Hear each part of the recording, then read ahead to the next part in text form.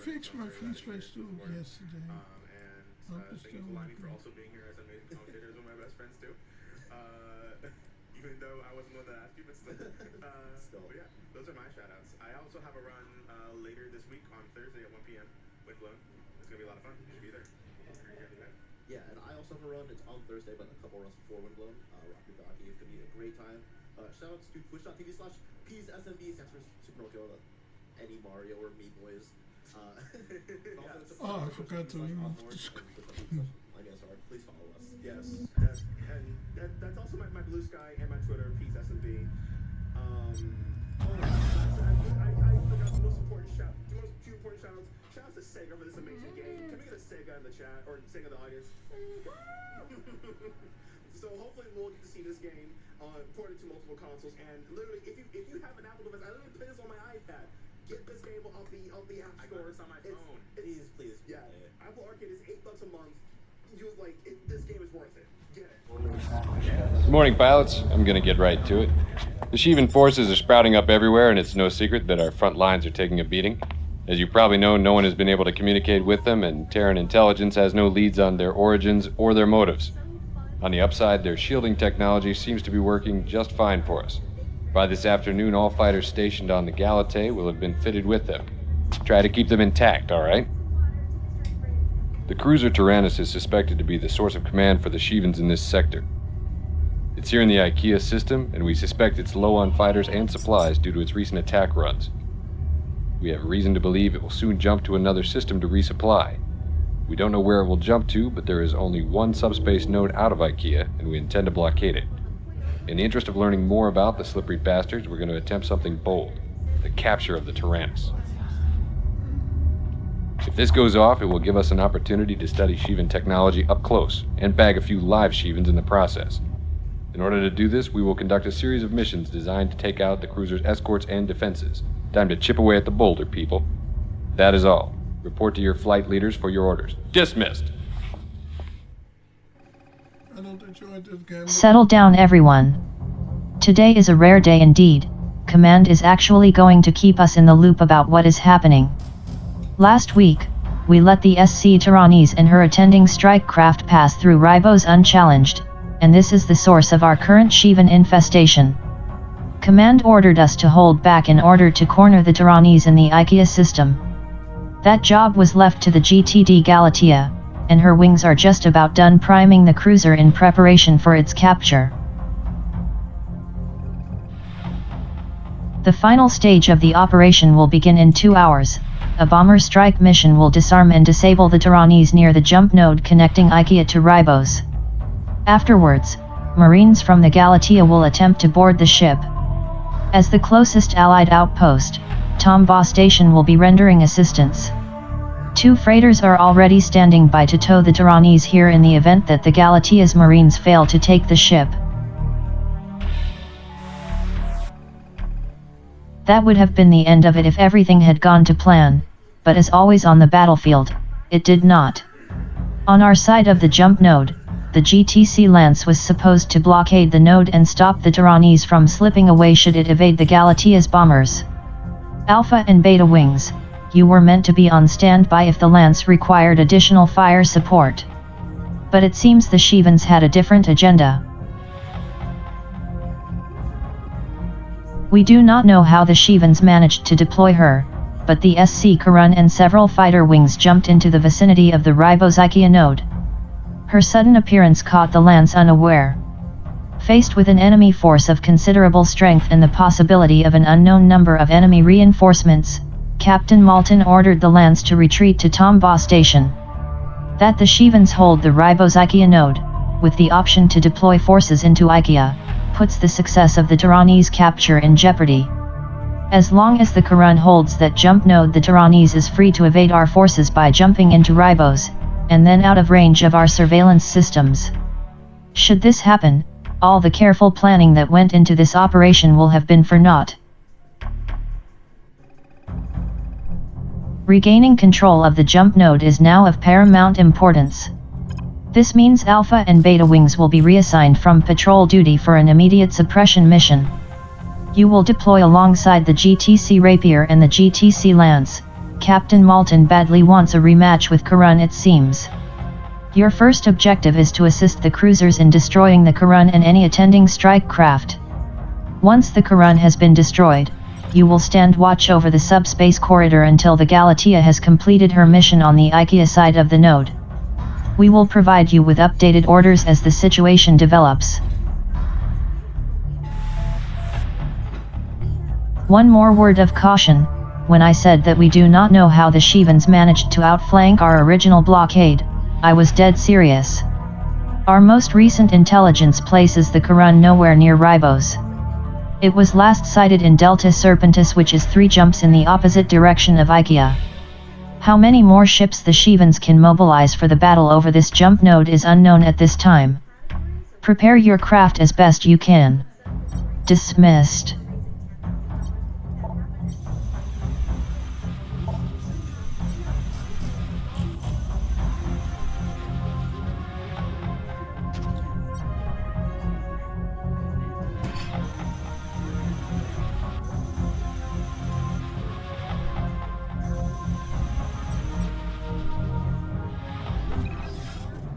We are in range to engage the Shivans. All gunnery stations, fire at will.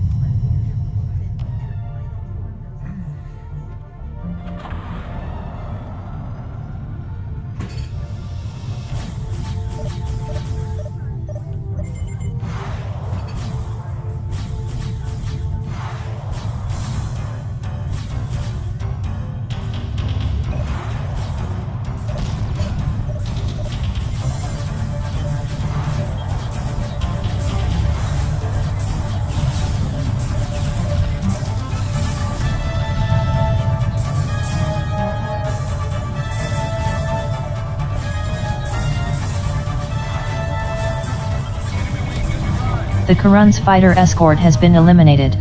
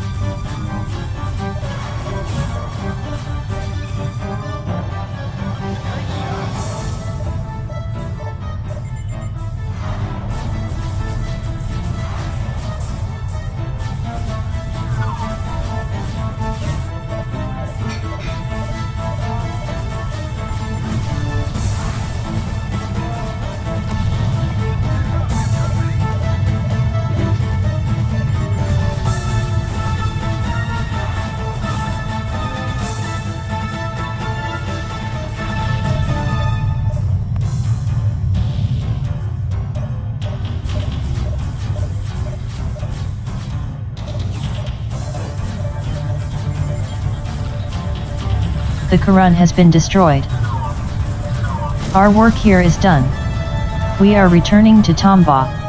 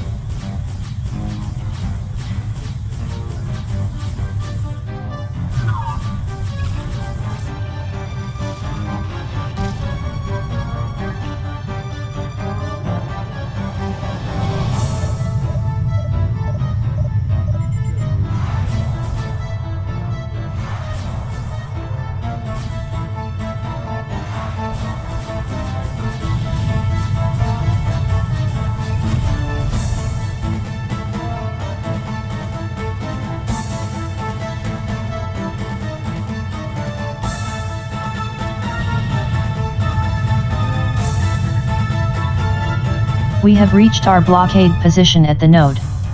Engines now at station keeping. Enemy wing has just arrived.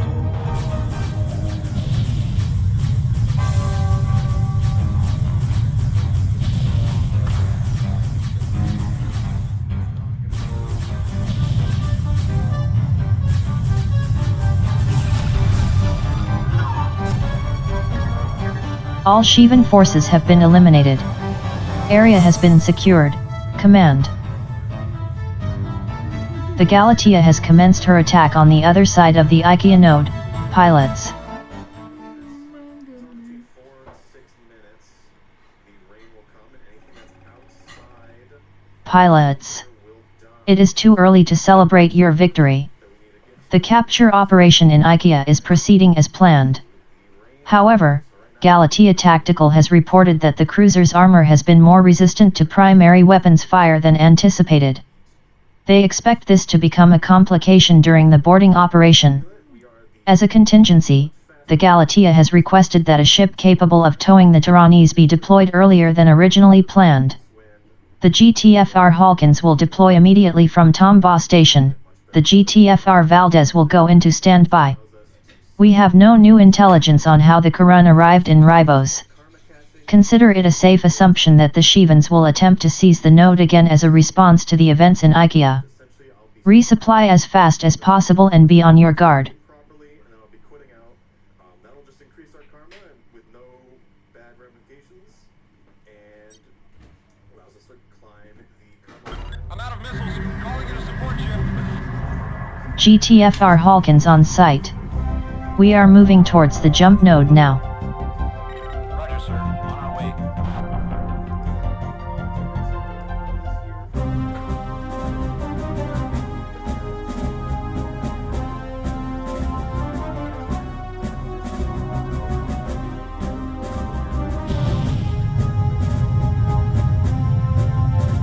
Let's listen to what they are doing over there in IKEA.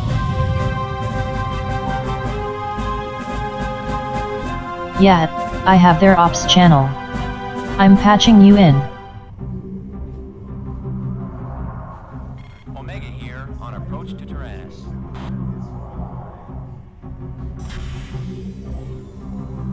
Attempting to attach to the Tyrannis. Rearming complete, sir. Attachment unsuccessful. Omega 2, give it a shot. Penetrating the hull will take some time. Stand by.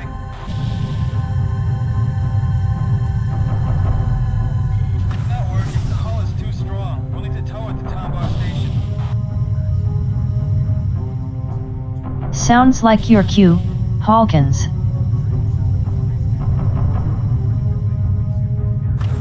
Roger that. We are jumping to IKEA now.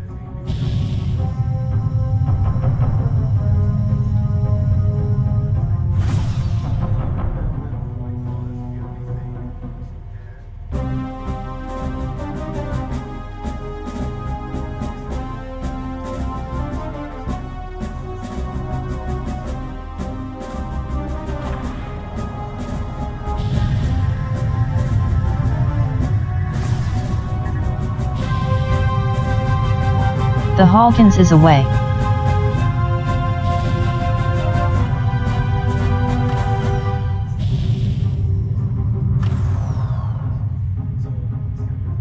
Rapier, multiple Shivan wings have been detected near your location by long-range scanners. Brace yourselves.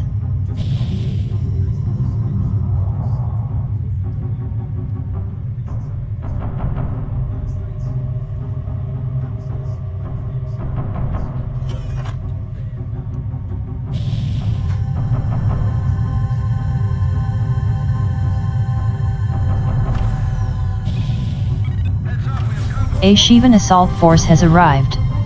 Orders, Command. Stopping them is imperative, Rapier. You have to secure the area until the Hawkins returns.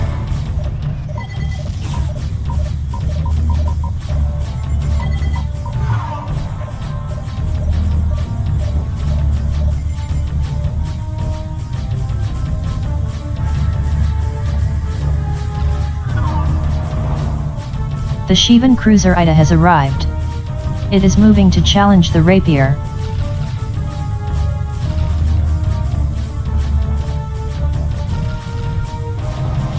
The Shivan S brought out bombers. Enemy wing just arrived. Command, a Shivan cruiser is emerging from IKEA. Indra Wing is a priority threat to the Rapier. Intercept and destroy. Don't panic. It's the Tyrannese. Defend this ship at all cost until the Halkans can jump to Tombaugh.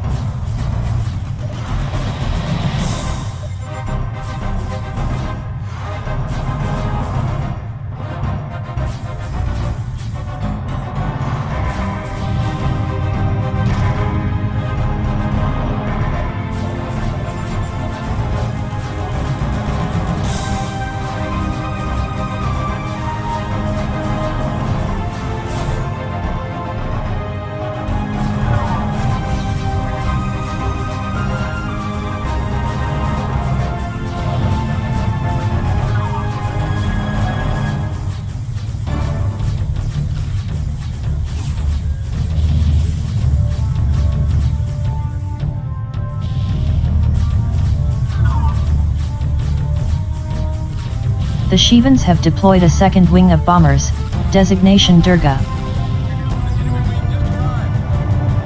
Durga Wing is targeting the Tyrannese. Do not let the Shivans deny us that capture, pilots.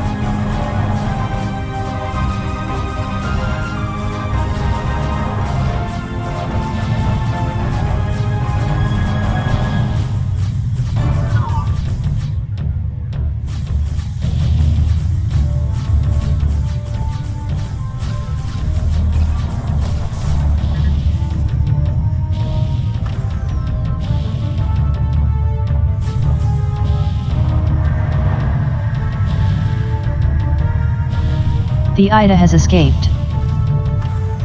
The Ida is changing course to intercept the Tyrannese.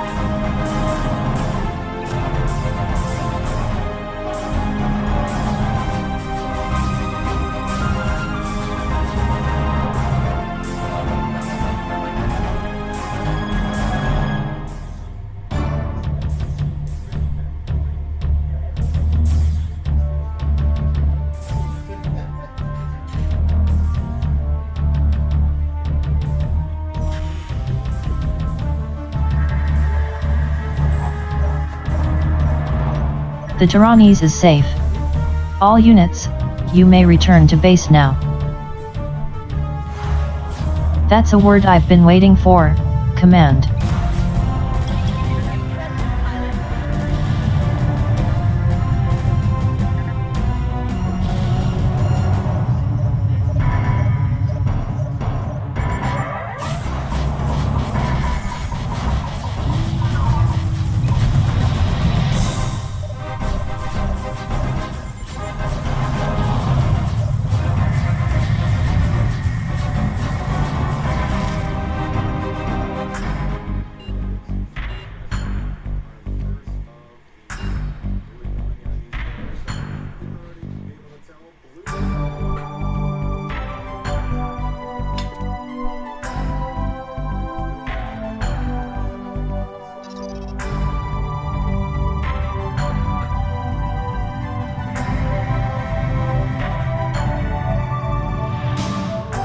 You left the field of engagement without orders to do so. Dereliction of duty is capital offense under the wartime. You will be confined to quarters until your fate is decided. You were able to destroy the Shivan cruiser Karun.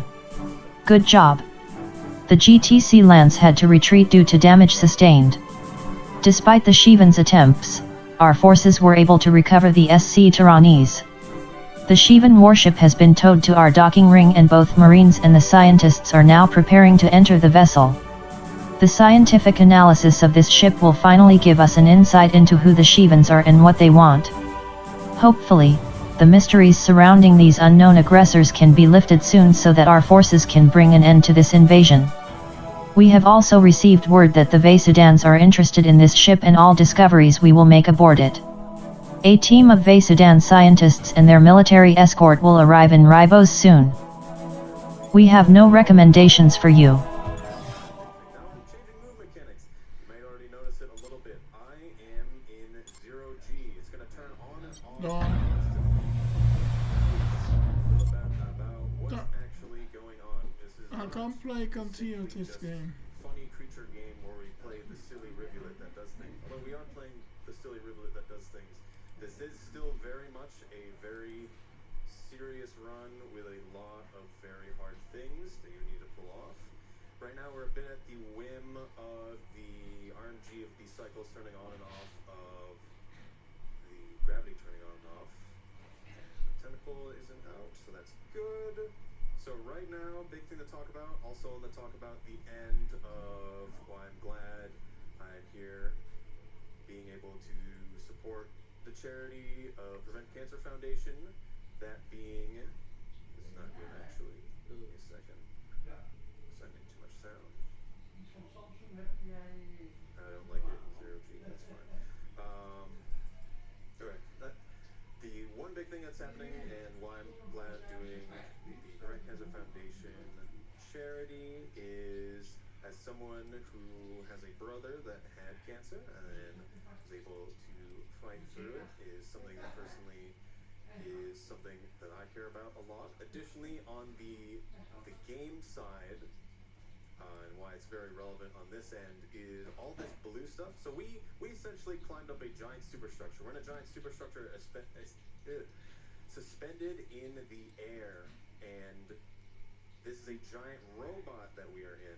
We can go and meet the puppet of the robot, and he can talk to us through the puppet. But we're not going to do that. We're just going to run in and steal his power core because we're Rivulet. We do these things. And then we're going to run away. But what's really happening, and if we did go and meet him, we learned that all this blue stuff is rot, or more accurately said, it is cancer. And okay, that's the annoying spot. That's good. So essentially, Pebbles is like, I am dying to this cancer. I will die to this cancer. I'm not going to be around too much longer. And so I want you to take my power core and bring it to my sister who has fallen down into the ocean not too much far away. And now that I've said the more serious part, and we'll talk a bit more about what goes on with that later, we've stolen the power core. I've also picked up a little blue thing a second ago. I'm going to do a funny thing here. I want to do this. Now we've stolen the power core. I've also eaten a little glowing thing. The little glowing thing is legitimately one of 5 Pebbles' neurons. So I've eaten part of his brain, and if you now notice, there's a difference with my character, and that I'm now glowing. I've been enlightened upon eating a brain cell. Additionally, in the terms of the power cell, this is the rarefaction cell, ball or orb. I personally like to call it a ball because Rivet be balling right now. Right now I can turn it on. I can turn it on whenever I want. It is either I go faster in water when it's on, or if I'm in the air, I have much reduced gravity, and otherwise will fall much slower, which will be coming into play in a bit. Again, we are in a superstructure suspended in the air. We went up the left side and entered from the bottom in underhang. We're going to be exiting out directly where we came from, and then going down the right side, underside of the place, and then down the right leg until we get to shoreline, where looks to the moon. The other robot has fallen into the ocean. Now, as I make it through this last room here, do you have 2 or 3 donations? That would be great. Absolutely. I want to give everyone an update on the UFO 50 upgrade incentive to upgrade Warp Tank Gold to Carry. We have passed halfway. We are at 66% of that being made, and it has to be made through just a few more games. So let's make that happen. In the meantime, thank you so much to everyone helping for that incentive and for our total to hit $160,000. We got a $37 donation from Sneak Dog, who's just hello DQ, just showing some love and wishing my favorite runner a great run. Don't forget our favorite tech and swallow.dll. Slug life. True. I'll swallow the deal. One more, that would be great. Absolutely. We have a $100 donation from Chaos Set, who says, oh boy, a speed run of our favorite wet mouse. Count us in. Gonna enjoy this run of the unreasonably fast Scug. We are the Scug Cat. I probably didn't say it earlier, I just kind of said rivet. We are a Slug Cat. Depending on how good I do in this run, I am either more Slug or more Cat. I think this run's going pretty well so far, no major issues. However, this is the killer cycle, the ender of runs more than others, mostly because of one of the DLLs in this next room. So DLLs, you can see one in the bottom right there, is a moving personification of the cancer itself. And so, essentially, there's one that will 100% always be directly in our path every single time. That's a fun little drop there. And it'll be right here, depending on its... Depending on how it acts, I can manipulate its AI a little bit, and that worked out really well. That shouldn't have really worked because I rubbed directly into the core. Essentially, it needs to grab me with one of its arms to actually be able to kill me. I don't think I'm going to make the cycle on this one. Turned off. When I turn on the ball, it stays on it for a certain amount of time, and it goes on cooldown for a certain amount of time. Bunch of scary jumps here. That was beautifully executed, by the way. It's been something, that guy specifically has been the killer of so many runs that I've worked on the manipulation for him in particular, and I'm glad to be able to show off the good setup for it. This guy is in a good spot, taking it a bit slow. Now we have passed the underhang section. We are now going down the leg in particular. And now I'm hoping to not see a nice man right exactly where that guy is. So the one problem,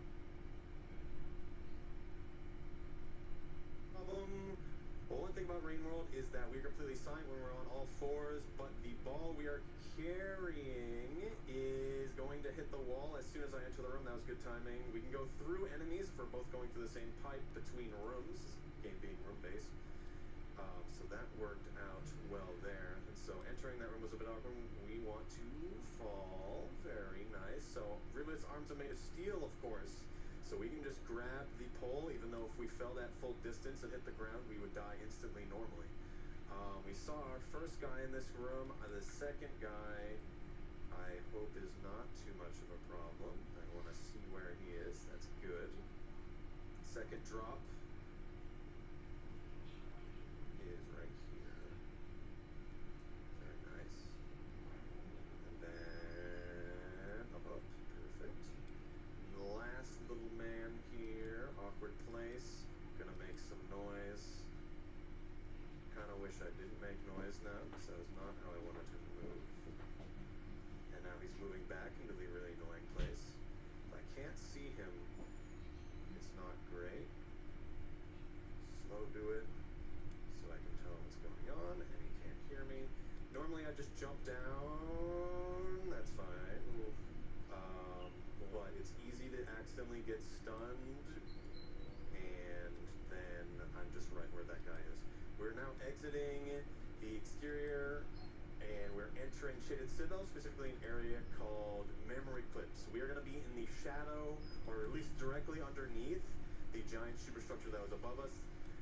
Because we're really late in the timeline, we're second to last in the timeline. So much of this area has degraded and is now fallen down into the area we're going in Now, so we're not out of the woods of annoying blue things. If we are grabbed by any of the wall tentacles, it's basically we die instantly, and we go back to a last save. Big jump. The ploink that Tentacle Fair was talking about, I would do in the next room, but it's really, really scary because it would be one that I'd have to do at a massive diagonal out of this small puddle where you can get stunned, the ball falls out of bounds, and then you just can't do anything. Also, we get to see Orange Lizard. Now, because Rivulet, we're so fast and we go places that we're really not going to see a lot of creatures. These are really the only lizards we're going to see. Orange Lizards, compared to every other lizard that has their own color and abilities, Orange Lizards, if one sees you, they all see you in a room. Another annoying section right here that I want to make sure goes well.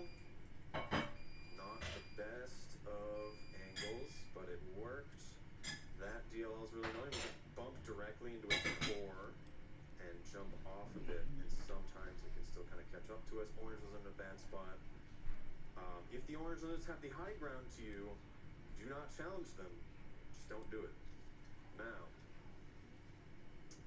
we are going to go little jump over this, and now we're going to be entering Shaded Citadel proper, where I get to see the 3 kelps that I hate. If you have 1 donation right now, 3, that would also be great.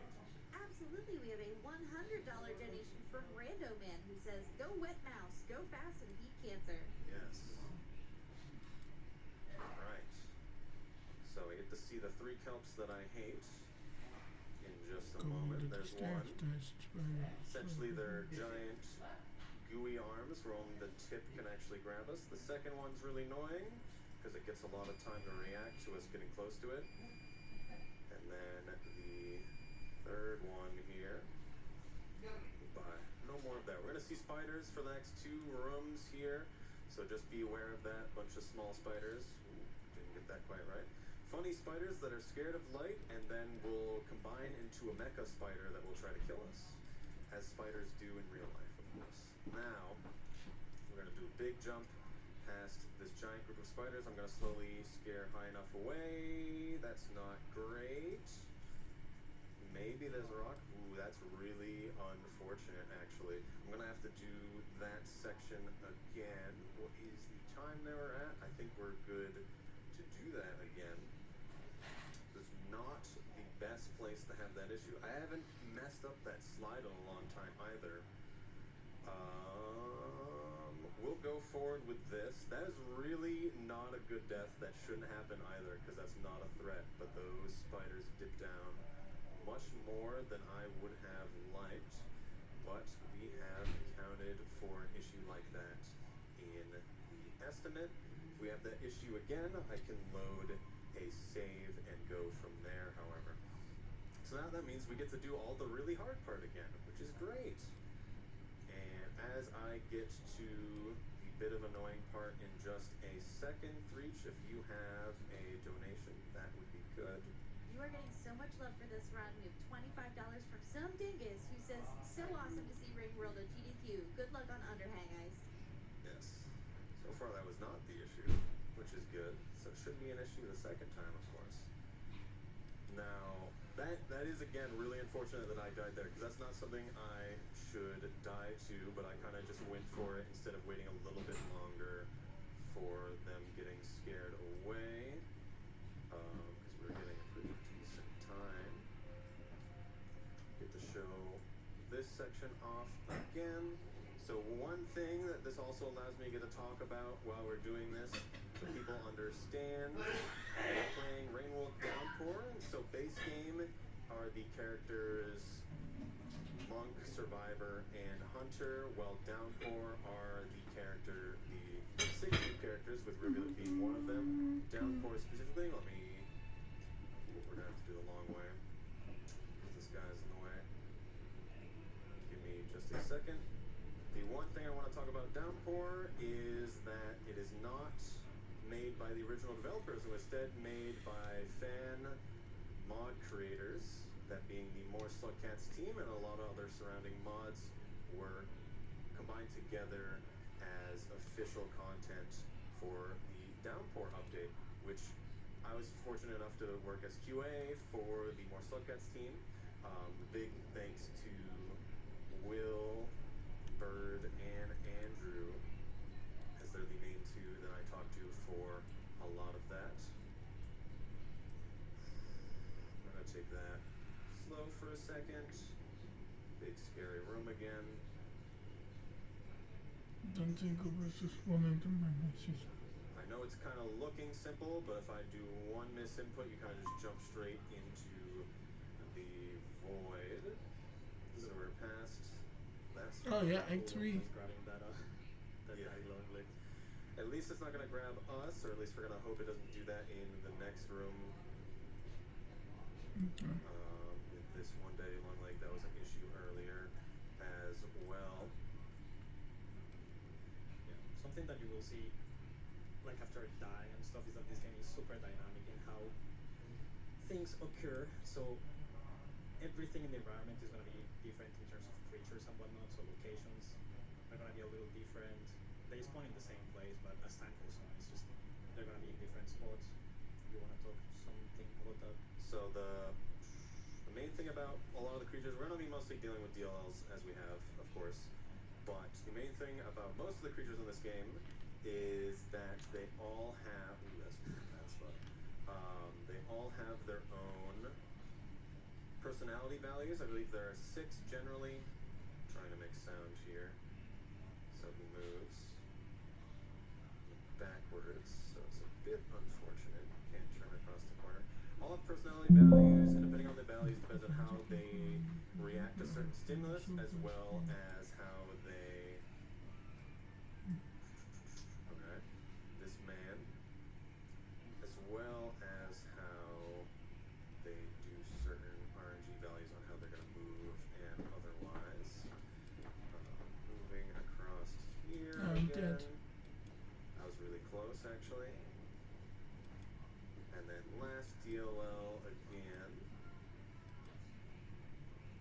Don't like this spot as usual, so I'm gonna go over here. I like it when he's a bit higher. And we're entering Shaded Citadel again, and we're not gonna jump into spiders. Alright, if you have 2 more donations, that would be great. Absolutely, and I'd actually like to give the chat an update on our incentives that are currently open to upgrade Warp Tank Gold to Cherry. We're running out of time on that one. We are just over $6,900 out of $10,000 to make that happen, and thank you. Just got a few games left. In addition, I want to remind everyone about the Super Meat Boy incentive to upgrade to all light levels. We've raised $10,000 for that incentive, so please get those donations in. Thank you so much to Sarah, who sends in $50. He says, "Rivulet, go fast. Cheering on ice for the great run. Less than 3." Yeah, so Saren is another artist that made another piece of graffiti that we'll see in a bit. So we'll talk about that as it happens. Thank you for the donation. And again, yeah, that Super Meat Boy incentive. Very interested in seeing that one. Ball's gonna turn off, so I'm not gonna do that jump until it does. And Orange Lizard Land. Double net for No high ground hammers today, but slightly annoying spots, so I waited till he got closer, and going into the big jump room, jumping over. Another thing that I don't know if we have mentioned is that this cycle is like very tough because you have to do everything kind of fast. You're on a timer, of course, and you have to reach a place very far away, all within that set timer. Otherwise, you will die. So we're kind of bound into going a little bit fast without. Yeah, I have to Nothing new happens yet. No, it's not certain Act 3 things yet. just to be able to have the time. Backflip here. No, there's So the no one Act 3 thing I want to talk about yet. that I haven't talked about I'm earlier not too is late. he- so When I've it talked comes about out, his troubles and he has I a will cancer, play a he's lot. inevitably gonna die to it. Us taking the Get ball rid- out will also close inevitably doom him Must to be fall to the ground, just like I can Lux to the accept. Moon did. The main thing It won't let me. that's going on is that you may notice that gone much longer than the 4 to 6 minutes that I talked about that Rivulet has for before it rains. And that is because Five Pebbles is actually the reason why it rains. He's doing so many calculations, and otherwise the rot is making him overheat a lot, that he needs a lot of water cooling, and so he evaporates a lot of water that causes the torrential rains. And because we took the ball out, the cycle timer has gone from that low cycle timer to the maximum cycle timer. So now I have 13 minutes and 20 seconds. All right, we're not going to do stupid things with spiders today. Duration? Oh my goodness. Don't do this again. A little awkward slide over the bump. Okay, there it is that time. Alright. The slide's a bit awkward because you need a specific distance from the wall to actually get the wall pounce that you want from it. And while the ball is on as well, just because of how that works. Now we are in Shea Citadel proper again, and we are going to, I'm going to pay attention to that spider in the top left right now, because that's one of the big ones that can potentially be bad. It's good that I see him though, because it means he's not later on here. We get a big setup for these jumps here, and also going to see their next graffiti. This is by Saren Stoner, Fahrenheit. HGQ 2025. The ambient light is kind of fading it out on the left, but actually fitting it in the game and having it being ravaged by in-game stuff. Yeah, I do enjoy this game, but I don't have time to play. While we're looking at that graffiti, I actually ate a cauliflower. Now we're gonna talk about that. That'll be secret surprise for later about what that does. Otherwise, we are entering Shoreline here. Shoreline is where it looks to the moon. The second robot we're bringing this power core to has fallen into the ocean, and so we're gonna be going down into the ocean and putting the power core where it is. I know what's next. You have 2 donations for me, and that would be a good time. I sure do. We've got a $100 donation from Crab, who says, what a fantastic thing to see Rainworld and AGDQ. The community of Rainworld, especially speedrunning, has been nothing short of amazing, and I am happy to have met and chatted with many of them. I hope everyone's having a fantastic day. Love y'all. Thank you, Crab. Thank you so much. We've got a $37 donation from Shrub from Tomorrow, who says, manifesting good DLL casino with mine. Also, Shrub from Tomorrow redeemed Drop an Anvil on ice. Yes. So Shrub from Tomorrow and Regon are the 2 really big top speedrunners, and they pretty much hold most of the world records for a lot of the really big runs, where Shrub does generally the more basic slugcats, while Regon does the more new ones in the Downpour DLC. And I don't know if I just said that's more opposite, but both really big top runners. Crab is also a big community member. I meant to turn on the ball a little bit earlier to hit a specific timing as we fall down this section here. We're going to be going into an area called Submerged Superstructure. And so essentially what we're supposed to do is we go to Pebbles, we talk to him, he's like, please take my power core out, bring it to Moon, and then we go talk to Moon, and she's like, you need to go into the ocean, there's an access port nearby. We actually talked to neither of them, and then we're just going to go straight where we need to. This is not good. I've not had that guy be there. So that is a aquapede. So in this world, there are centipedes. We saw a bunch of green ones earlier that were flying that are no problem. But centipedes are just basically giant batteries. If both heads connect to you, you die instantly to electric shock. And the aquapedes are exceptionally annoying to deal with because they have perfect vision underwater. So fast. The fact I accidentally went by him without him killing me is crazy. Outside of that is also just him being there is surprising because he has to actually go in the way, which doesn't actually happen very often. But we're entering Submerged Superstructure. A lot of our crazy things are kind of coming to an end. There's one creature I'm hoping to not see, that being an eel lizard. We had it show up in practice, so it means it's going to show up in the worst possible place here. The main thing right now is that I gotta make sure I'm not too delayed, so I die to the end of cycle, that being the rain. With the underneath of 5 Pebbles' structure, as well as the area where we're gonna put the ball in, the area becomes electrified. That's unfortunate. I tried to not get stunned there. Area becomes electrified right where the cutscene is, where I put the ball in, if it is raining, because it doesn't want us to do the ending cutscene while the end of cycle is happening. which brings us and cuts us down a bit more time than we'd care for, because usually there's a bit of an end of cycle effect, and then we have like another 30 seconds before we would actually die to the rain. Now we're kind of hoping jetfish don't get too in the way here. Right now, none of them have really shown up. And these guys, of course, are going to bully me, or they're just going to pretend I'm not here. That guy tried to go for me. And then we're going to see our best friend, the giant jellyfish. Did you know that giant jellyfish go moo? Well, that guy didn't make any sounds today, but giant jellyfish do in fact go moo. Maybe we'll hear them when we're up here. We have a big jump here. We're technically not supposed to do this. As it saves a lot of time getting to where this ball needs to go. Now that we are entering the final stretch here, I'm looking for that eel lizard, so he's not too much in the way. We have about 2 donations. That would be time. Absolutely, me too. We have a $33.33 donation from HalfWarp0, who says, Rivulet be ballin'. It's Rivulet people. Thank you for that donation. Just want to remind everyone we have some incentives that will be closing in a few runs, including the upgrade to all light levels for Super Yeah. Okay, I Well, want someone's taken an interest in me. Let's make that happen. Fixers are mercenaries. They work for a paycheck. Someone's issued a contract on me. Okay, alright. That's bad fucking news. For this eel lizard, because it's shown up in basically If I remember right, a lot more practice these runs guys than communicate that. through the It grid. doesn't show up at all because he lives pretty far to the right.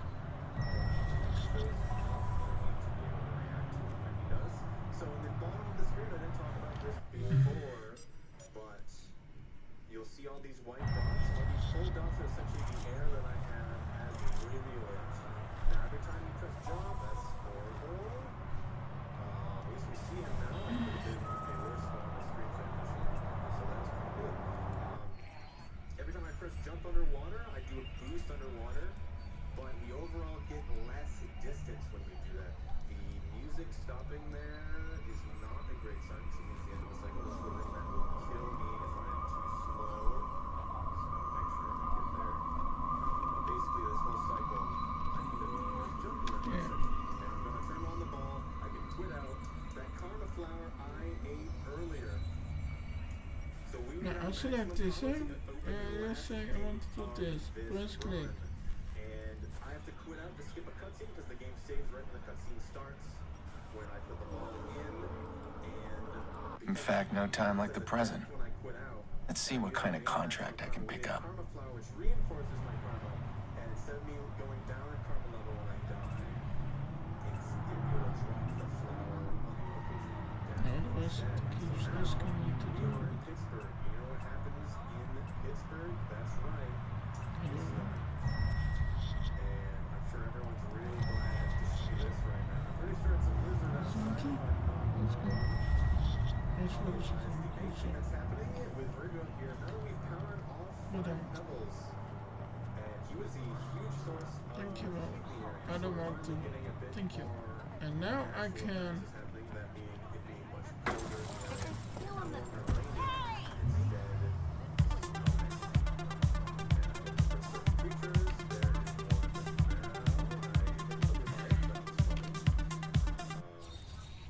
So, now I don't have internet. Oh, great. They didn't show up at all in practice here.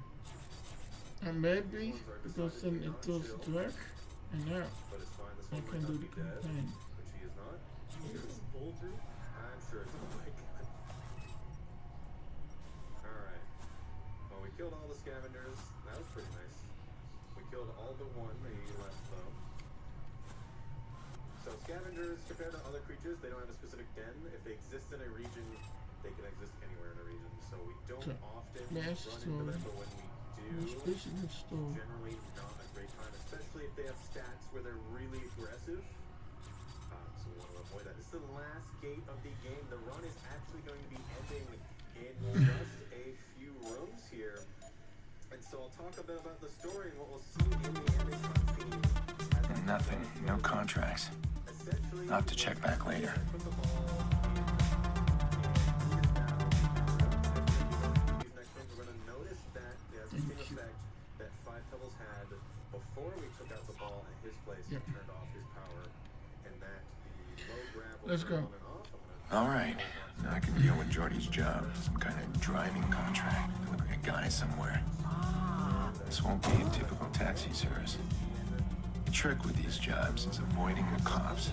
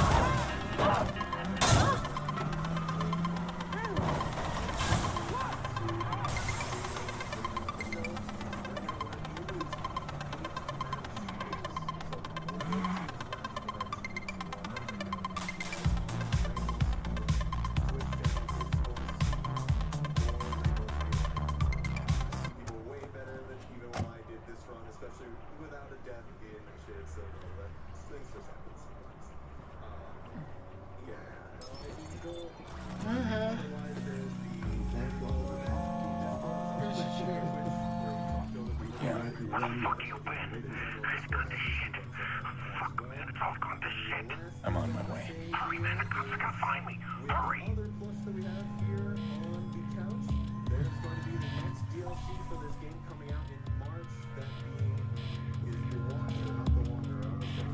It is the Watcher. So very excited. If you are interested in this game, I definitely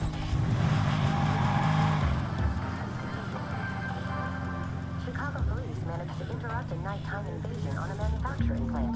One assailant died at the scene, while one remains at large. Expect delays within Parker Square as police have... how the Watcher goes.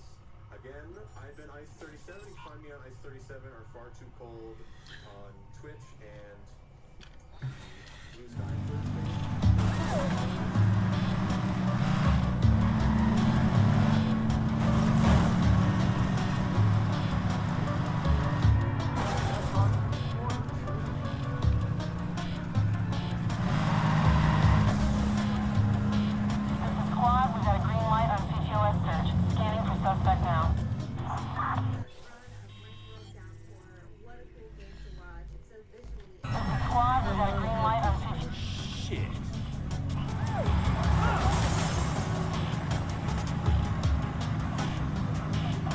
All units, be advised. Squad is beginning CTOS scan for suspect.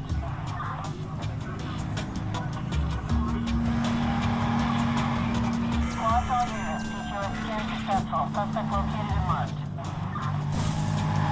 Copy that. A patrol car is en route to the suspect.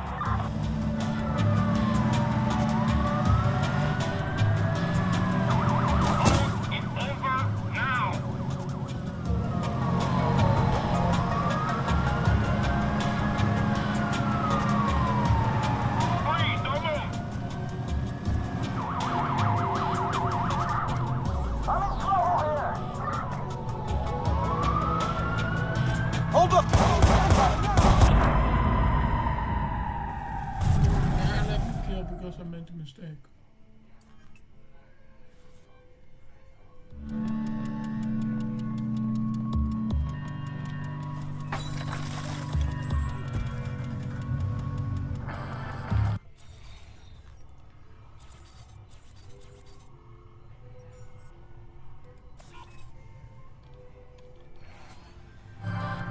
Chicago police managed to interrupt a nighttime invasion on a manufacturing plant. One assailant died at the scene, while one remains at large. Expect delays within Parker Square as police have set up roadblocks.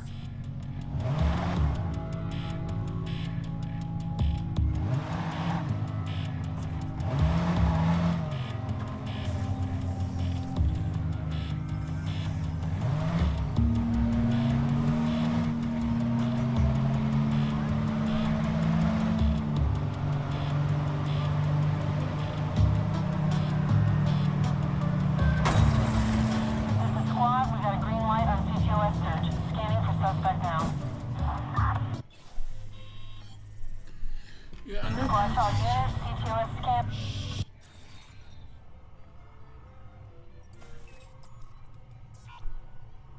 Shit.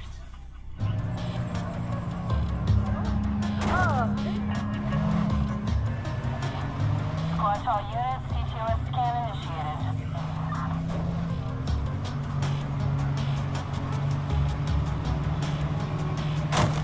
Watch all units, initiating CTOS scan for suspect.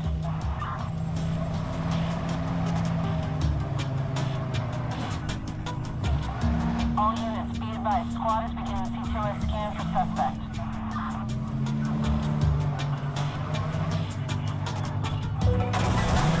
All units, be advised, squad is beginning CTOS scan for suspect. Location is being distributed now. Squad, we need CTOS access here.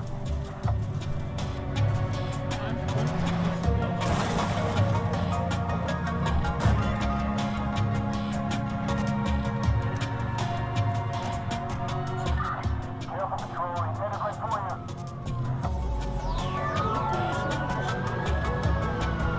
Putting him down. I'm taking fire. You got this guy.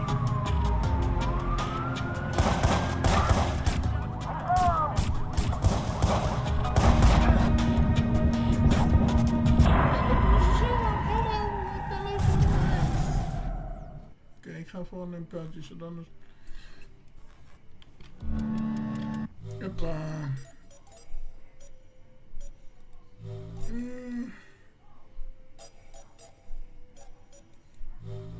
Hello, everybody, and welcome back to HGDQ 2025. I am your host, Satan herself, and I am so excited to be here with you all. We have some incredible runs coming up. We have Rabbits up next, and then we've got UFO 50, and then we've got Super Meat Boy. I am so excited, everybody. It's going to be absolutely fantastic. But before we get into those, we have a couple more amazing things we've got to do, including talking about one of our incredible things we do here at GQ, which is Rain Fatales. Yeah, let's do that. Fatales.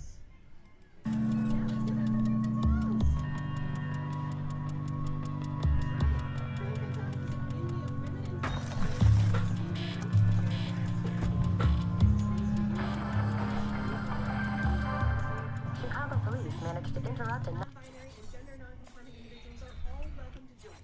The Community Discord has activities year-round, including Game of the Month and randomizer events. FF's next event is Frost Fatales 2025, running March 9th to 16th. Stay tuned for the schedule release on January 16th. manufacturing plant. One assailant died at the scene, while one remains at large. Expect delays within Parker Square as police have set up roadblocks.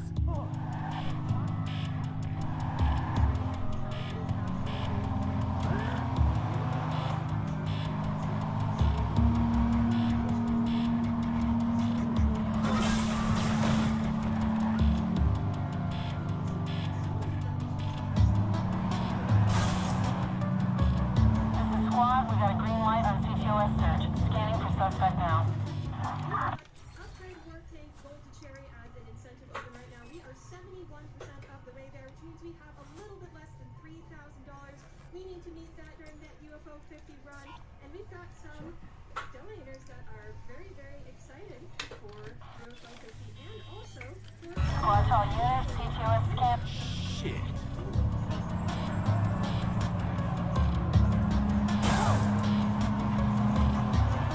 CTOS scan authorized. Initializing search for suspect now.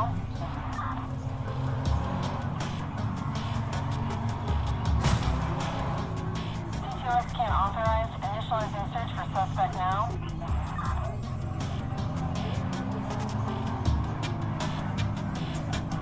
This is squad. We got a green light on CTOS search. Scanning for suspect now.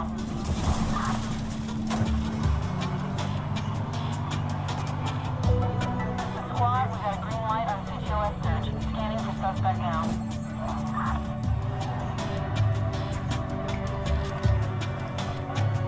CTOS scan authorized. Initializing search for suspect now.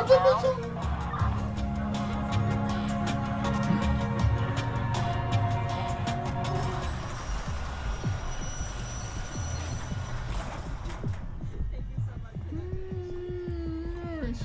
Checkpoint. I hope you have an invitation or you're dead. I'm the driver.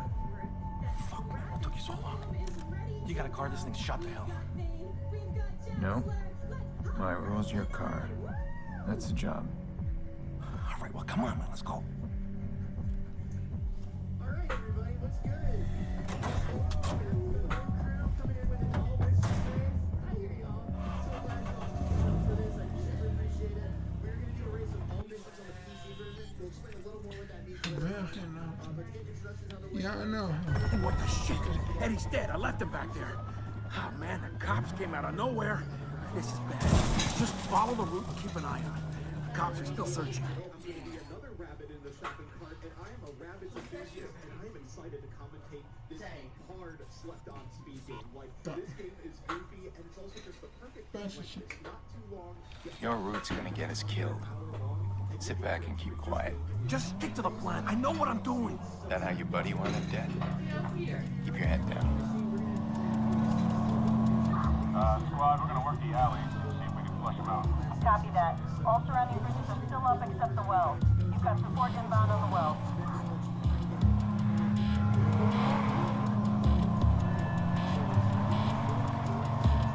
So come on, what's the plan? Talk to me. You need to calm down. They got the island locked up. Stick to the back alleys, garages, keep out of sight. If you see me kill the engine and cut the lights, you keep quiet. Just be an old parked car. Understand? Yeah. Okay. Politieinformation. Ja, maar waar moet ik heen? Ja, I know how to... I did that. Eddie's dead. I left him back there. Oh, man, the cops came out of nowhere. This is bad. Just follow the route and keep an eye on it. The cops are still searching. Your route's gonna get us killed. Sit back and keep quiet. Just stick to the plan. I know what I'm doing. That how your buddy wound up dead? Keep your head down. Squad, we're gonna work the alley. Damn, it's a patrol car. I see it.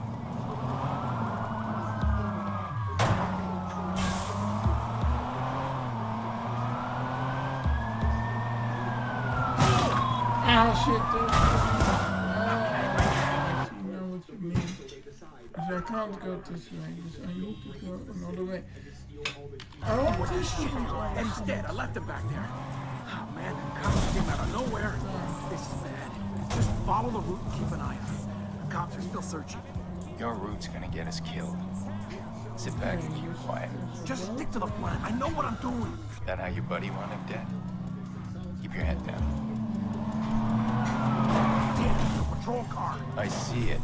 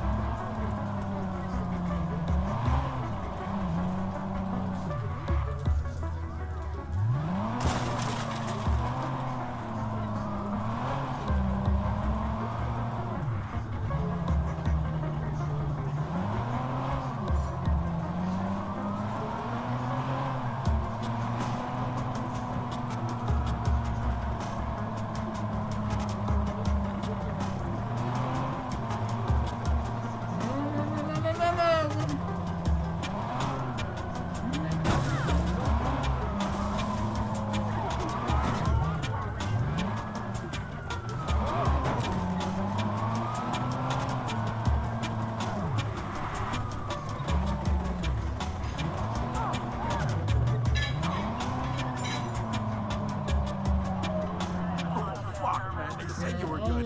You did it. You put them on police. 3 jumps. So you get like 1 jump and you like have a floating jump and you Okay. go down. I need to get there. The almost out.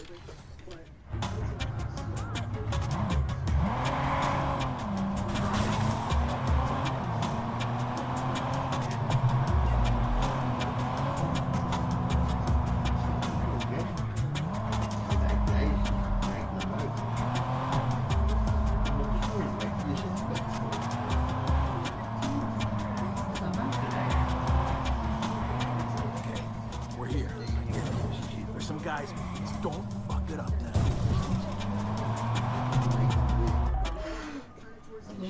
What the fuck? That's Lucky Quinn. Why's the club boss meeting us? He's not meeting us.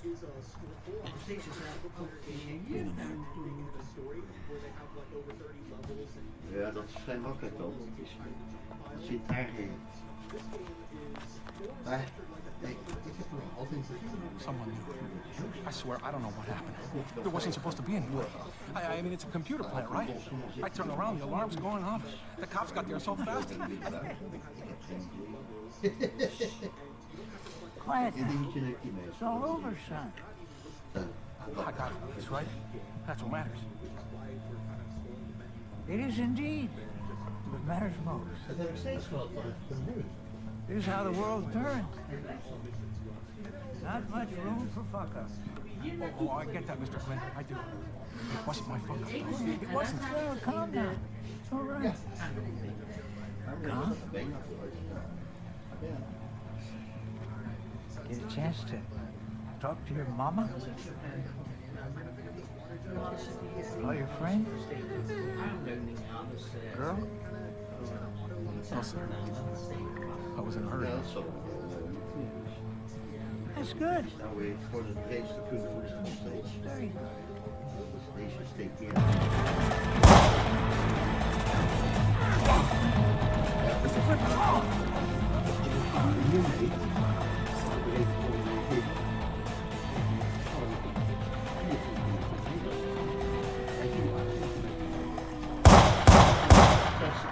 Zelf ook al, dus wel raar dat deze inderdaad er dichterbij zit dan deze. Ja, ik zeg het. You tell your employer I'll call again. If ever I need it. Another delivery.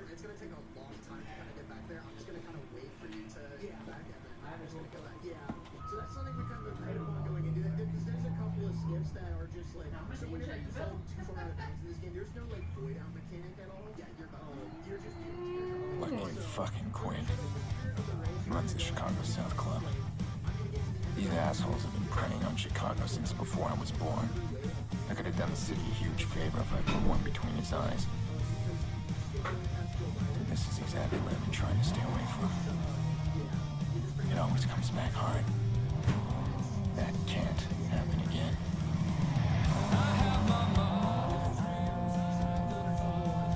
Hey, how'd it go? You finished that job yet? You thought I'd be okay working for the fucking club? A paycheck is a paycheck. You gotta start separating the morals from the moolah. Relax. Listen, I can Maar we krijgen muziek over, we kunnen helpen. Yeah, sure. I don't know if I'll take them. Give him my name. Who says no to extra cash, right? Oh, and since you asked, Maurice is doing just fine in his new home.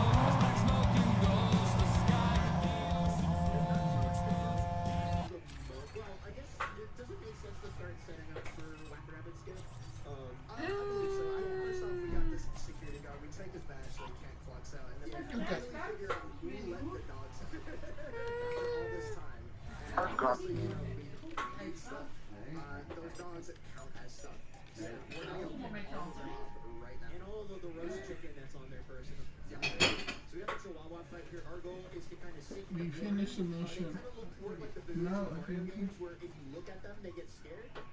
So I think I have one more. There we go. And we have a very specific lineup that we do. And we listen to audio cues to know when kind of that last Chihuahua tends to be the tricky one. But we're going to attempt to do something here called ramp shot. So we're looking forward to, you'll see. I won't spoil it quite yet, but this is a pretty flashy trick. I didn't quite get the tilted start, unfortunately. Going for the 2. Nice. So that skips having to get any of those red pipes that you would normally have to get to build to the exit.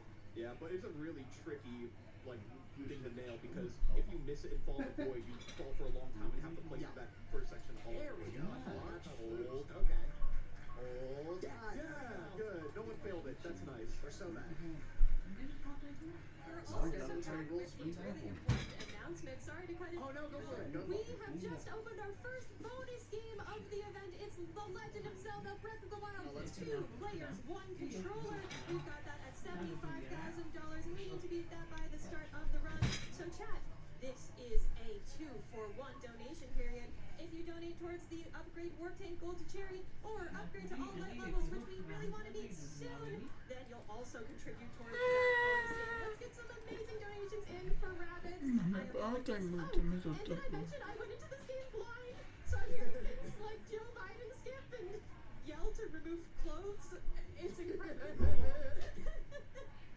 Oh my goodness. So, while we're here, actually, alluding to Jay, can you cover what's kind of going on with the movement here?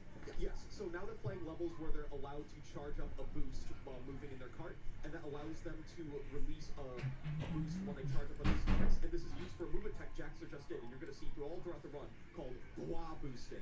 So by getting a boost off of a ramp with that boost, and then blahing after you leave the ramp, you get like an extra bit of momentum and allows you to cover more ground. The blahs are so useful because you can use it to air stall, you can use it to cover more distance, and you're going to see it up ahead. It's going to use it to just clear wide gaps, clear fight triggers, even like skip gates for faster lines and faster movement. Oh no, Missed that one. Gonna have to go all the way around, but yeah. It's a little bit of a precise timing to get it. Yeah, but blah boosting is just a really great tech because it's so versatile. You can use it in so many inclines all throughout. Like, I want to see if Jackson hits this blah boost over here and gets over the railing. A split. There we go. Nice. Nice. I'm gonna go for an out of bounds here and try to blah boost over the gap.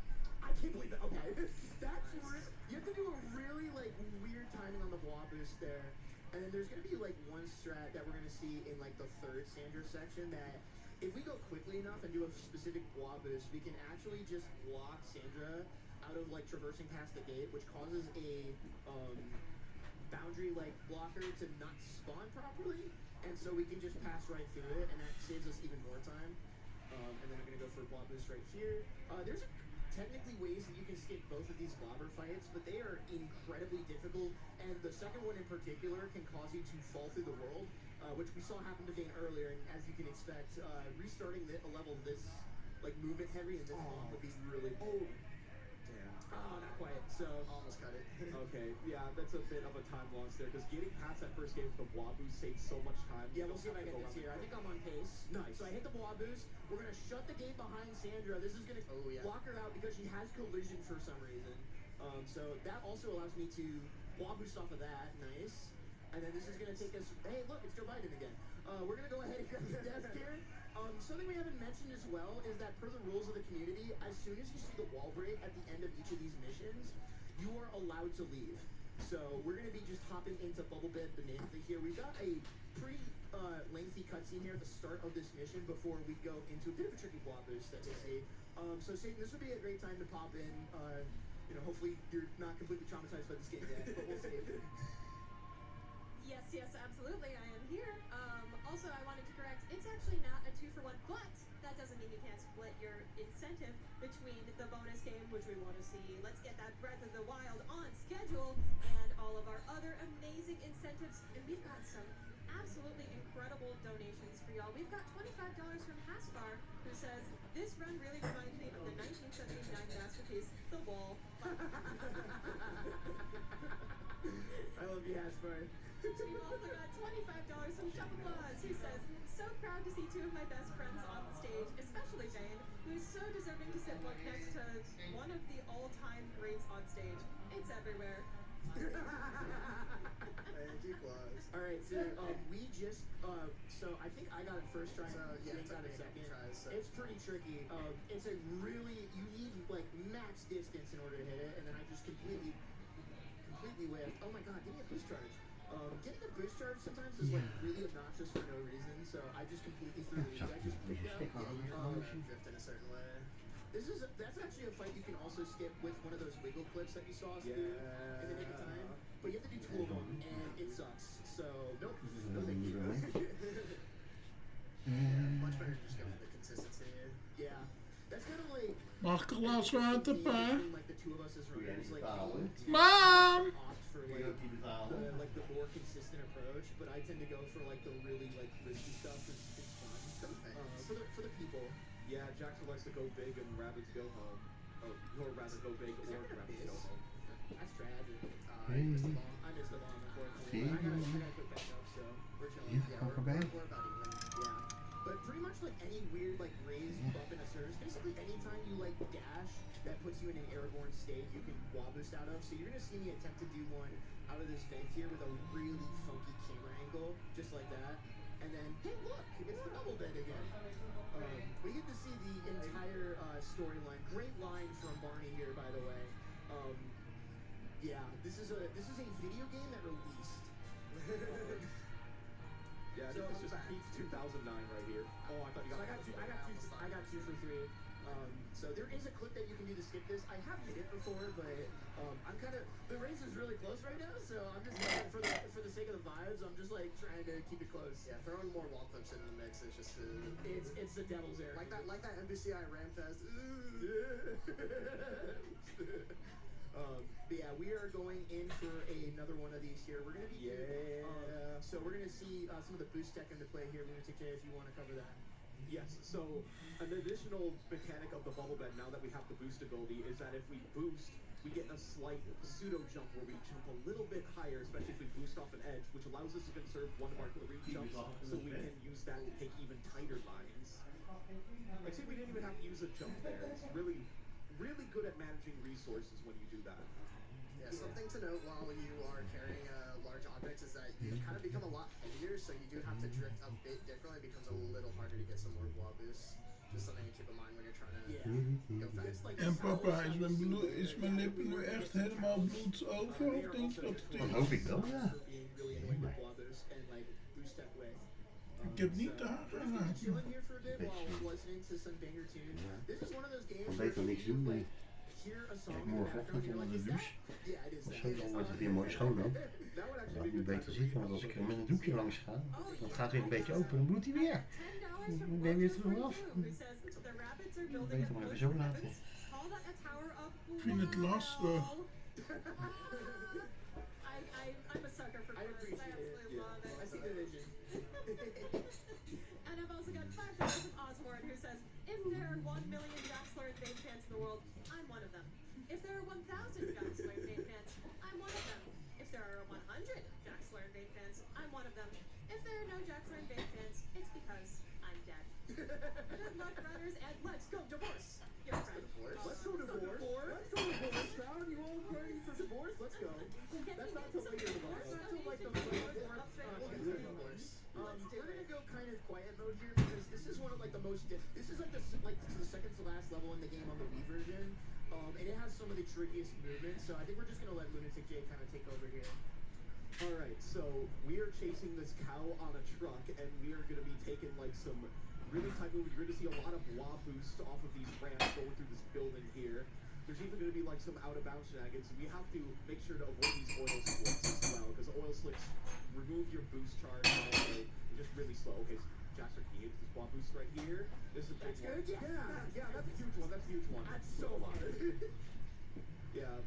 That's the name of the game. These blob boosts are a lot harder than you think they would look, because they just kind of look like a simple boost off and you just time your blob, but no, there's a bit of a trick to that. And now we've got a bit of out of bounds. That one's really risky, because if you're just too far to the right, you void out. Yeah. Or you have to reset. Yeah. So Jaxler is going to do some Mario Kart DS snaking along this road until the road collision like disappears over there. So he has to go back inbounds to just travel through the restaurant again and doing some more blob boosts. Yeah, this whole movement section is pretty sick. There's also an out of bounds that we're gonna do that's been in the game for a while, but like we thought was slower, and then main time it was like, hey, this is just like 3 seconds. I was like, okay. So we're gonna blob boost off of that ramp right there. That's gonna take us out of bounds, and then there's a bit of geometry that we can also blob boost off of here. That's kind of where the time slip comes from, just like that. I'm on 1 health, by the way. Oh my god. Ooh, that's scary. Okay, take it safe with the cactus. Yeah. Oh, right here. Oh, okay. Well, actually, you're doing the out of bounds now. I forgot that you implemented that yesterday. Alright. So we're gonna crash into the truck here with said cow. You're gonna notice like the reflections are all really weird. It is a miracle that this PC port not only exists but also functions on Windows 11. That was probably our biggest fear coming into this. Was can we get Rabbids Go Home on PC to run on Windows 11? And it runs great. It's like actually hilarious. Oh yeah, I'm just glad we don't have to do any like flashing warnings, because I was looking at some old runs on an SRC and some of the textures were like seriously messed up. So I'm glad that everything's like working as intended. Yeah, so they put a bomb on the cow's head. Don't worry about it.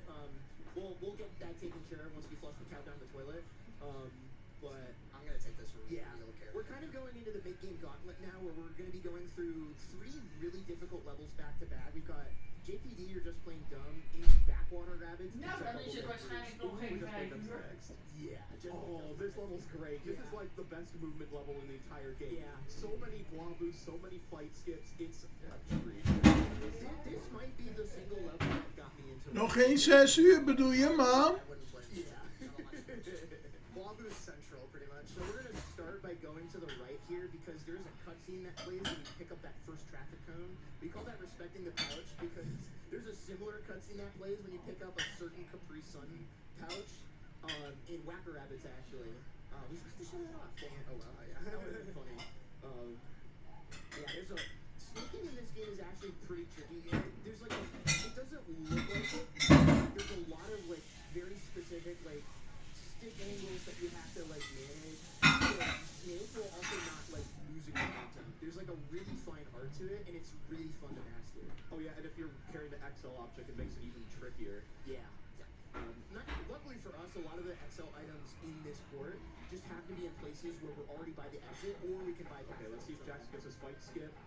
Nice. Nice. And then we got a clip out. Nice. That was a really fast clip. Nice. Yeah, and because he did that, you're gonna notice that the level's gonna be kind of at a diagonal camera angle, because normally you go into like a loading zone and loads this area, so the camera's gonna be messed up for a while. Oh, I just went long, unfortunately. So. Okay. We got a trickier block who's coming after this. Yeah, you need a lot of height there. Nice. That skips hitting the button. It probably would have been just faster at that point for me to go through like the normal way. Okay, let's see. You only got 1 shot at this. I get 1 shot at this fight skip. Nice. Yeah. Okay, let's see if you can get the triple. Boy, let's see. That triple is not happening, but. Okay, let's see if you get the triple. Oh, it's not even in position. Okay, I got a double. Okay, both of them. Okay, let's see, Jake. Can you get the triple? Oh, kind of close. Almost. I thought about taking some time off. I was doing an IL on this in the practice room earlier, and I hit the 1 in the middle. But not the other 2. I was so miffed. I was pissed off. But yeah, we're going to go back and play. Yeah. We're also gonna see the pipes here. This is like the only level it really comes up in, where you just go through the pipes and you can wand change some of the elbow pipes. You see it a lot more on the Wii version, but we don't really have to deal with it here. We got another wah boost here, and then we are gonna go ahead and just. There's going to be a mini-boss fight that we have to do, and then we're going to take the radio antenna. There is a clip that you can do. I'm not going to go for it, but it saves like 4 seconds. So shout-outs to Coco Dog, who like nails it consistently. That dude is a madman. We'll talk a bit more about Coco Dog probably later. Absolute beast of the game. Yeah, absolutely. Alright, so we're going to manipulate this mini-boss into just running into the corner. Every time we boost into an enemy, it instantly strips them of all of their clothing, which acts as an insta-kill. And that's going to be the end of JTD. Alright. Nice. Okay, and now we've got a huge skip coming up here, kind of a tricky skip here. One of the biggest level skips in Ron, backwater rapid skip. Yeah, probably the single hardest trick. Yeah, I'll take the reins explaining this because Jaxler is going to go for a hard variation that saves 20 seconds, while Vane is going to play it safe.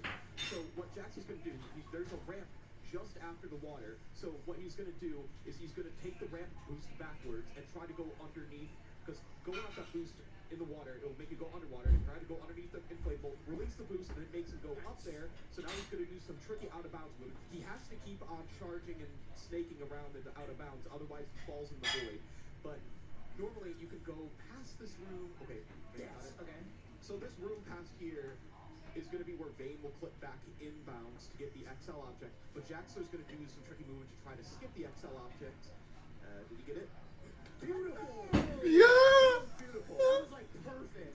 Yeah! Getting that flaw boost as you boost out of the water there is so hard. Yeah, it's so rough. No, I did not trust going for that. Yeah. So I'm going to be at a bit of a deficit here, but it's far from over. We definitely have a lot of maker This mistakes. level, Bubble Beds Loose, can be a great equalizer because it's also a water movement level with some tricky blah boosts. There's like one really. Ja, niet te cool, die that oscars if you mess up, binnenkort. You're gonna basically have to Heel te restart, but it's not too big of a penalty really. I'm gonna eat. So there's those two again. Their love story has progressed further, I suppose. Don't worry about it.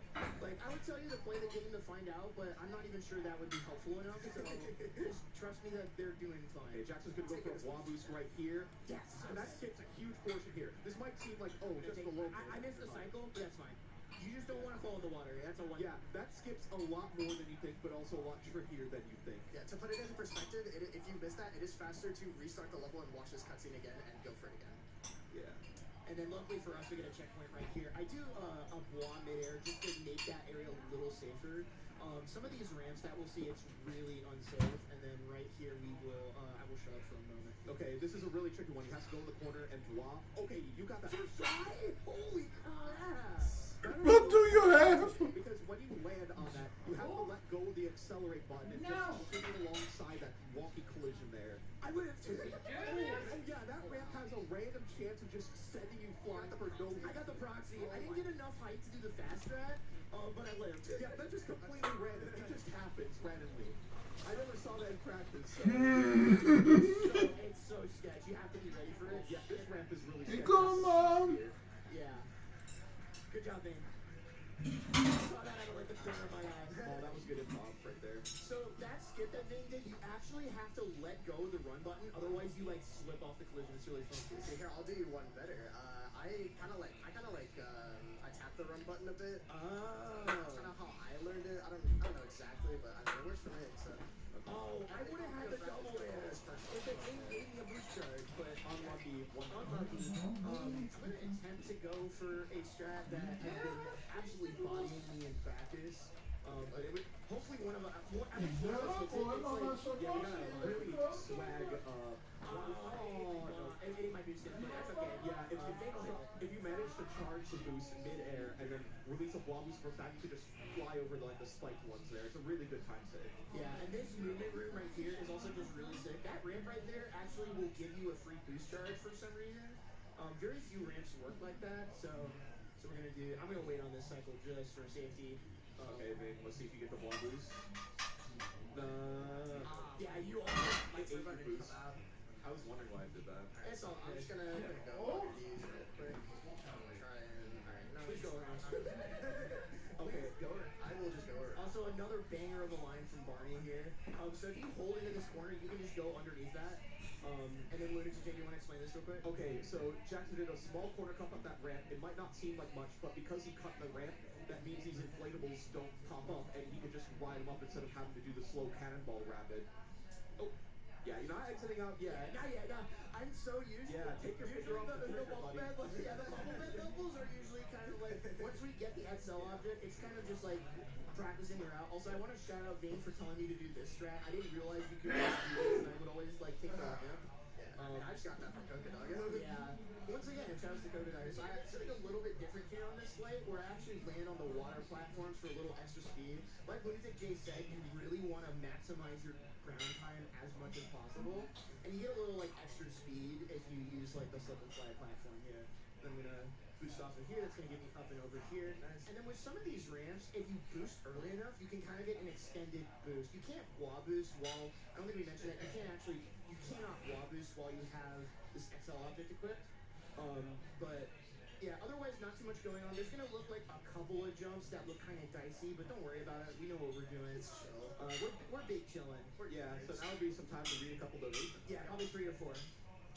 Oh yeah, I've got him. First, we've got a $5 donation from the Maverick Girl who says, "Can we get a $5 dono train to respect the pouch?" And I would absolutely love to see a pouch respecting $5 donation train. Can we do that at 30 minutes? And can those donations go towards upgrade warp tank gold to cherry? We are only about $2,000 away from meeting that. That is so close. UFO 50 is our next run, so we really want to get that met. Let's get that dono train going.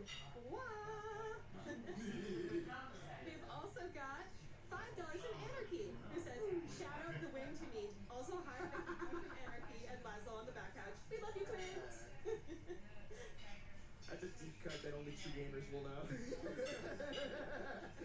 We've also got $50 from Corundaport, who says, "Hi, Oh, this is guys. scary. Ruby here. Oh, no. I know you've been wanting to show okay. off this run for a while, and I'm so glad it's finally here. Good luck on the run, and as always, shout out to the SRROC crew. Donation goes to Runner's Choice." Thank you so much, Ruby. Ruby's like my best friend. Thank you so much for always supporting me. Hopefully we'll catch you at another one of these in person. What's the next level? Oh, it's time for this. Oh, we got the greatest level in one of the greatest levels in video game history. You're gonna love this audience. You're in for a treat with this I've got one. too much going on my end while I get ready. This is just unhinged level. This is one of the most unhinged level in the game. It's amazing. Be ready. You are not. You think you're prepared? All right, so they're gonna They're gonna be in the plane stowaway. I'm just gonna shut up while this cutscene plays. It's so funny. Yeah. Okay. Let it ride. Thank you for choosing Titanic Air. Alright, so they're gonna go Sonic Adventure 2 mode. Talk about low budget flights, no footer movies, and they're out of there. They're just gonna start bashing the jet engine. Yeah. They need it. It's logical. It makes sense. Yeah, and they're off. This is also one of my favorite parts of the cutscene. Yeah. Just the way the camera pans. Yeah. This actually happened at Pittsburgh International the other day. This happened to my buddy Eric.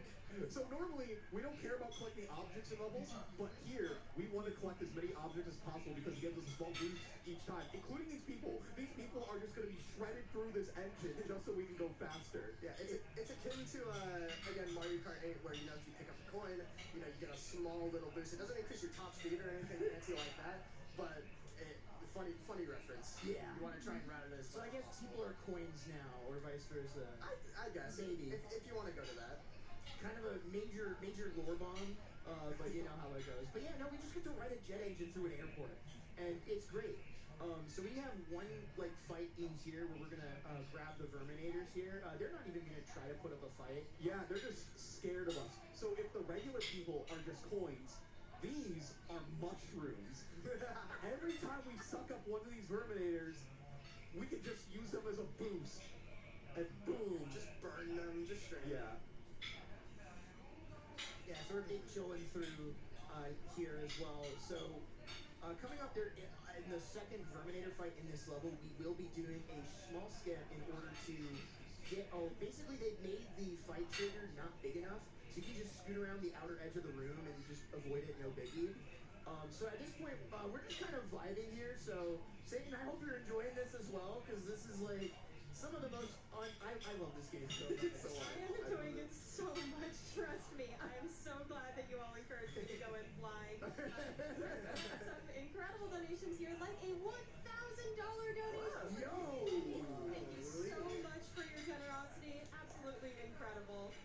We've also got some donators hopping on that $5 train. We've got $5 from Lily's Dark Materials, who said, "I heard there's a dono train. Let's give it a boost." Alright, so what Jaxer did there is there was a second Verminator fight, but you can ride around the edge of the room to skip the fight trigger, and it also skips this intense segment where the Verminator launches a bomb onto the rabbits, and you have a limited time to just not crash and reach the level before the bomb explodes. But, okay, both of them hit it. That's good, that's good. Yeah. That's like not a huge time loss if you miss it, but like emotionally, it's devastating. Exactly. Yeah. So, ooh, I ran into one of the fans. That's rare. Yeah, that would be devastating if you actually had the bomb on you because Yeah. that loses time. Yeah. Other than just kind of maneuvering, you're just kind of holding one button. So. All right, so now we're going into Super Racket, which used to be like a good movement level, but pretty like as far as like this game's movement levels go, pretty normal, pretty chill.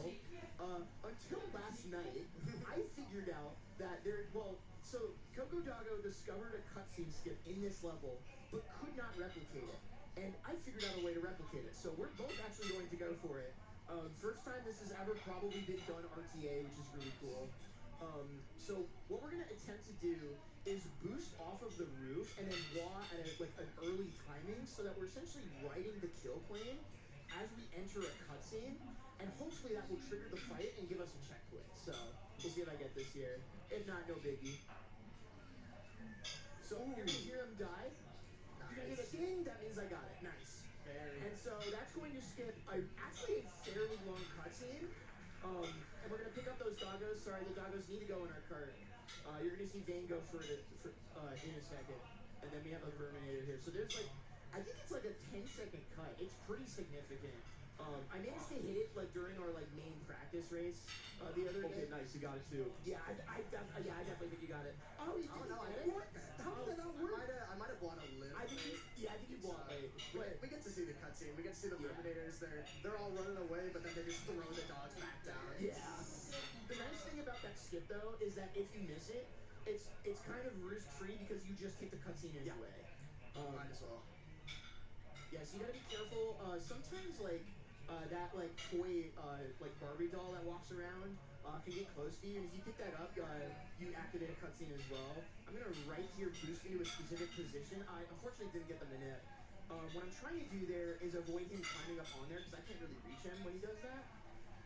So this level is actually just really short, and that happens to be because this is kind of a level where you're intended to like do it not like non-linearly, but it's like pretty open-ended, and you can kind of get a bunch of XS items.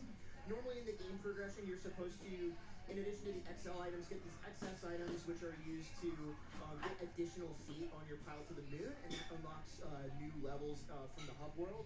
But because this is all missions and also the PC port, that doesn't really matter. So we're already at the end of this level here. So we are going into, I would argue, sleeper hit for one of the hardest levels in the run, which is Till Rabbits Do Us Part. It is the final of the bubble bed levels, and so we're going to see the conclusion of the storyline here. It's also just one of my favorite levels in the game. Like, the level design is just super sick. Good vibes. The vibe, well, the vibes are good in a funny way. Yeah, exactly. Yeah, in the Wii version, this level is probably the hardest to get 100% on because in these levels, like when you're playing the Wii version, you notice these scuba rabbits. That's usually where you drop off your stuff so that if you die, the stuff doesn't get lost. But there's none of them in this level, and it's really, really intense. Like this level has so many hidden junk in like places that you wouldn't think to look. So when 100%ing this, it can be like really, really tough. But we're not worried about that in this run, thankfully. So this, actually, do you mind covering this section right here? This is like really tricky. Okay, yes. First off, we have to beat this turret. We have to snake along this narrow path and hit it with 3 bombs. Boom. And then we ride the water all the way back. We want to make sure not to miss the bomb and not to fall in the water too early. I'm playing this a little risky as well by boosting into the bomb. If you do that, sometimes you can actually knock the bomb away and you basically have to wait another cycle. Okay, that was like a remote pickup. That was very funny. Long arms. And then after this, Jaxler is going to snipe this Vermatop from a distance, because normally you have to strip these 5 wedding attendees, and then the Verminator will come to fight. But we want to aggro this Verminator, so that way we can take it out to save some cutscenes. Oh, I missed him. Or rather, skip some cutscenes, rather. So we just got a bunch of people in these Verminators. This is like the slowest. Yeah. This is like the slowest fight of all. Where'd you go? There you are. Yeah, the Rabbids are pretty mad because they did not follow the dress code. I mean, Verminator suits, Santa Claus. This is a black tie event. What are they doing? Where did Santa go? Oh my God, I'm getting chewed so hard by Santa right now. So yeah, Santa just pulled up to the function, and like I just find that so Santa actually takes 3 hits, and you have to time those hits individually as well, or he will still have iframes. I don't know why Santa Claus has iframes, but this is just the world we live in Rabbits Go Home. He's got like super armor. Yeah, so Nurse Betty and Barney are actually getting married. So we crash their wedding and steal Barney one more time for good measure. I'm gonna be going for something kind of risky here. I'm gonna be going for, yeah, I know. I'm gonna be going for a bit of a shortcut, where I'm going to land on this like this thing that just says gamble. I don't really know gambling. Yeah. Ooh, that's kind of scary. Nice. You see how tight that is? Yeah. That like saves enough time to make it worth risking. Is kind of the logic there. I'm gonna take a slightly safer route and go for this platform on the right. Yeah, this level is just so cool. Like just like the vibes and like the. There's literally no other level that looks like this, and it's at the end of the game with like how many freaking missions? Like 40? It's 37 in the Wii version. 37. Okay. Yeah, And that's like not counting like yeah. A lot of them repeat the same environments. Like some are the same factory, some of them are the same malls. They all play different though. Is the fun part. Yeah. So it's like it's such a worth game to pick up. It's on Wii, so it's like dirt cheap, which is a crime because this game is so good. I feel like I tend like people see the games I run and are like, oh, that's probably dog water, but no, this game is like It's peak. It's peak. It's literally peak. And even though the Wii version's a bit longer to run, this PC version is just that perfect length under an hour, and it's pretty accessible to get nowadays because it is an abandonware PC port. So if you're interested in getting this game, the PC port to run, you can just join the Rabbits Go Home Discord, and we're more than happy to help you out. Absolutely. I'm gonna do a little more wing stacking here, so I don't end up having to use one of my jumps here. And then we're gonna do some really big leaps of faith here. Yeah, these platforms are a bit finicky to try and get your turbo. Oh, and it ate my turbo. Yeah. See what I mean? Yeah, charging the turbo with the bubble bed takes longer than normal too. Yeah, so those two things combined, it's just like it's very strange. You gotta be real careful about it. Yeah, and this one right here. So I'm going for a bit of an alternate strat now, just because I end up having. Please give me a boost, thank you. Yeah, that took way too long. Yeah. Ooh, that was a little dicey. We're good. All right. And then there's like this like space rocket thing that's just chilling in the middle of like the Vegas skyline. And it has this weird property where it kind of speeds you up while you're mid-air. So you can actually use that momentum and get a bit further. The way it works is like you're supposed to rotate it, but we're gonna skip most of the rotating. I think I've And they have all these hot coils on them, so like who's designing this? Like who's gonna be running on top of this other than rabbits? They designed them to be anti-rabbits, just precautionary. Just in case, you know. You never know when a couple of rabbits in a shopping cart might just come through. So we have a couple more tricky snaking patterns here at the end of this level where it's a really narrow platform, and we do that just because we get a really quick boost over here. There's a bit of a wider one over here. But at this point, the music's going to cue in, but Satan, this would be a really great time for, I'd probably say, 2 or 3 messages. Oh, absolutely. So, chat, I want to let y'all know that your $5 hype train has done an incredible job, but we aren't quite there yet. We've got under $600 to go, just under $600 to go for upgrading Warp Tank Gold to Cherry. Chat, do you want to race alongside Vane and Jaxler? Let's see who can go faster. Can we meet this upgrade Warp Tank Gold to Cherry incentive by the end of this run? Remember when you put your donation in to scroll down to the bottom and click that incentive when you donate. I think we can get it, so let's do it. We've only got about like 3 levels left after. Yeah, it's quick, but we can absolutely do it, chat. I believe in you. We've also got $50 from Lori D. Bunnykins, who says, "Hi Jaxler, hi Vane. Best of luck on the race. I'm very excited to see my wife's boyfriend's favorite game get run." Also, I flipped a coin and it landed on tails, so I'm rooting for Vane to win. Why do I lose half the time? Oh my goodness. Alright, so we're going into high stakes now. This is usually a level, so the nice thing about all missions is you can actually route the levels in any order you wish. So a lot of times the runners will do the hardest levels kind of up front. And this is kind of a doozy to put kind of at the end of this route, but we figured it'd be more fun to like mix in a lot of the challenging levels like throughout the game.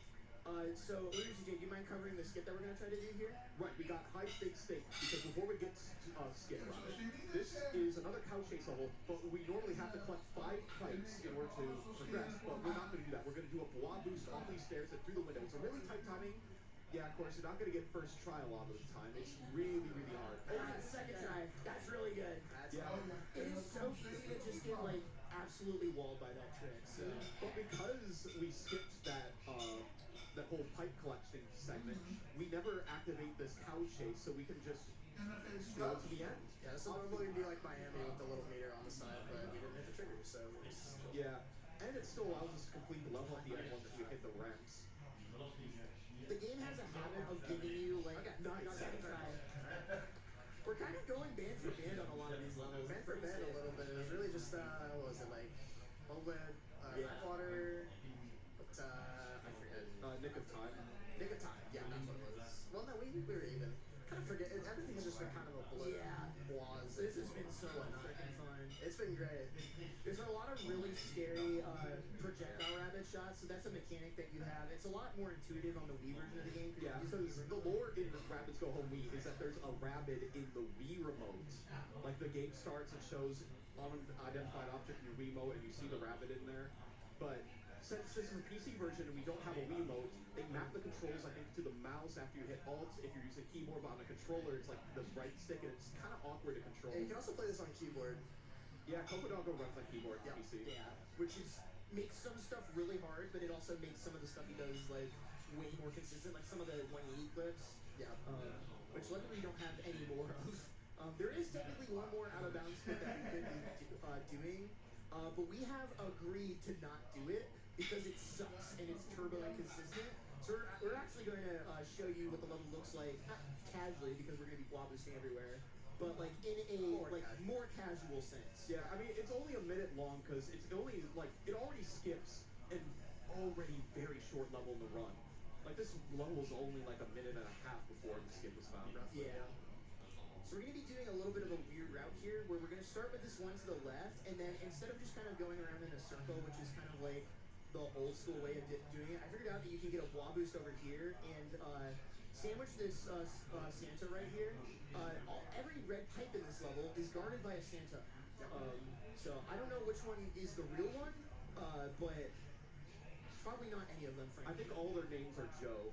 It's also, I kid you not. Yeah, we got the voice line. This game is so obviously like we're a rabbit screaming at people, but like this game's just writing and sense of humor. It's so good. It's so good. It's kind of funny that Santa's an NPC because I got this for Christmas in 2009 as a kid and played it for 7 hours straight. I don't know how my parents let me do that on Christmas Day. And when Santa NPC showed up, I thought that it only showed up because I played it on Christmas. Alright, so I just went ahead and grabbed all of those. I'm going to go for kind of a weird wah boost, where you kind of do it off the side of the slope there. It's a little funky to do it like the fastest way. Get one off of that one. And then we hop into here. This is going to launch us into here. If we did the main speedrun strat, we would have just clipped right to the extra large object. And a lot of these extra large objects that are in this run, you just grab them and it just teleports you to the end here. So we are on the final mission now. This is totally tubing. I'm going to probably shut up for the rest of the run. So I'll just probably mention this as well, but time will come up when we break the wall at the end of the final mission. But we still got like another minute or so of level coming up. So I'm Ludus J, it's all you. Alright, totally tubing. This is another gimmick level that appears twice in the Wii version. Once here, where we are in this inflatable tire and we are just riding down this mountain and bouncing off of these walls. It starts off with the easy section because you're doing your blobs with a super rebound, and then you get into some cacti. But unlike most of the game where our health is light bulbs, which is representative of the rabbits having ideas, and when they run out of light bulbs, they run out of ideas. They get mad. They get really angry. But as you can see, there's no ideas here because the main idea is the tube itself, and if you get poked by any of the cacti, it just pops and you die. No room for error. Be one with the tube. Be one with the tube. So this level has like really interesting risk versus reward movement, where you can take like some really tricky like movements like in between these cacti. I think Jackson might be going. I think I'm. You know, You feeling brave? I'm feeling brave, even though it could cost me the race. I think we have to for the people. Really do. So the hardest skip in this level is coming up. I'm gonna try to avoid a rebound here, and if I set it up right, even if I miss it, I'll get a checkpoint. Yes, let's go! Now, that looked like a simple slide to the left, but that is way harder than it looks, as you're going so fast down that hill. Ooh, that was really close. Yeah, that was very dodgy. Playing it safe here. We both had, like, really, really good runs. I like, really want to see what our final times are at the end of this. We've been, like... I believe we're around, like, like 48. Yeah. Honestly. I want to look up, because I don't want to, like... I haven't even looked. I don't want to be distracted driving here. Chat, that means, by the way, you do not have a whole lot of time to beat these two runners to upgrade Yeah, and the Perfect level's Gold coming Cherry. very We soon, have by the way. less than $300 to go. Vane and Jaxler, how long do they have? Okay, get ready. Time is up. Get ready. Time for Get ready on time for me. Ready and time. Nice. Oh my god. That was a 47. That's nuts. That's a really good time. GG's. Oh my goodness. That's crazy. That's absolutely insane. That's Man, you're gonna get like a low 48. Well, Yeah. make sure you hit the rebound, obviously. But oh my god. Yeah, that's like been our best like race like out of like any practice we've Yeah. done. Yeah, only problem, Vane. You ready for time for me? Time. Yeah, let's go. That was way better than the practice run. Other than you missing Nick of Time skip, this is better than practice. Both of you got like low 49s in the practice room Yeah. today. So Which, by the way, is still a really good time. that's still So, really good. We kind of popped off. We killed it. Yeah. This went beautifully. Oh my. All right, you want to do your shoutouts? I have a lot. So, if you want to go first. Okay. It's insane to be up here after not even being into speedrunning for even that long comparatively. So I'm just super grateful for this opportunity to be up here and kind of show off a childhood favorite a little bit. Just shout out to the RGH Discord. If you want to join, obviously, Yeah. set up to fun around. Shout out to everyone on the back couch. Everyone. Yeah, you all were loving. Oh my god. It grew inside. I am very pleased with the turnout. Let's go, big. Let's go, Bingo! Let's go, Bingo! Shout out to everyone watching from home, all my friends at home in other Discords and whatnot. Yeah, I think that's it for me. You want to go next? Yeah, I'm Lunatic J. I'll be Echoes of Wisdom later in the week as a bonus game, so when that becomes in a setup, make sure to donate for that. I'll be like a commentator, but I'm also on backup for that. Also check out my YouTube channel. I do speedrun explained and like documentary videos, and I might be making a video on the history of this category. Maybe in a few days releasing, maybe, possibly. So if you want to learn more about the history of this category, tune in for that. Yeah, the rabbit hole, pun intended, for this game goes like. Okay. Fair enough. Someone just said, good one. Really? That hurt. True fan. Yeah, so I'll just get some shout-outs out of the way. First of all, I want to shout out Coco Doggo, who sounds so Oh, je hebt much het weer uitgedaan. Je was bang dat je wat kon zien. currently, I think, has record sweep in this game on both Wii and PC. He is just a monster at this game, super awesome, and just super helped me learn a lot of stuff in voice learning to run. So I just want to give Coco Doggo a huge shout out. I want to shout out Ames as well, another really talented runner. Found a lot of stuff that you saw in this run too. Shout outs to the both of them. Shout outs to everyone else in the Rabbids Discord. I appreciate y'all so much. I also want to shout out these two as well. Lunatic J for killing it on his first GDQ couch appearance. Yeah. Danny is our first time first time GDQ in person runner. So you absolutely killed it. I know you were really nervous going into this. So Thank you. and thank you for sharing the stage with me. This was the best. For showing me this game. You're welcome. Yeah. Yeah. Maybe the fun in it is helping me rediscover a childhood favorite. Yeah, like I said, if you ever need help learn this game, just shoot us one of us a message. We'd be more than happy to help you. But we're gonna get out of the way here. Thank you so much for letting us do Rabbits Go Home at like a really reasonable time. We're gonna get out of here. Thank you so much for checking out Rabbits Go Home.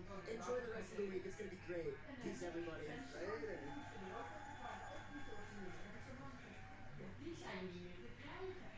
What's up, Agent EQ? How about that Rabbits Go Home race? My boy Jaxler pulling out the dub. Massive W's for Jaxler. But we have an exciting incentive open right now for a bonus game. Breath of the Wild, 2 players, 1 controller, any percent. And I am joined by the impeccable Player 5 and Mikey's Gone, who will be holding 1 controller with 1 hand each. And soaring through Breath of the Wild, you are going to beat my any percent time today. Fun fact. So I'm excited. Oh, okay. Well, that's hurtful. That's hurtful. Want that on the record? That's if we've got a stenographer. That's hurtful. I do got to ask first of all, who is on what side? Like this. Yeah. I'm on the right. So your buttons and your analogs. Yeah. Interesting. How did that decision get made? All right, so we sat down. Yeah. This was like this is like 3 years ago, 4 years, 3.5 years ago. We decided to do a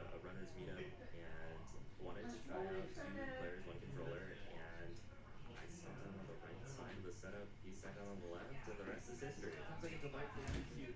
I sat down on the right side. You sat down on the left.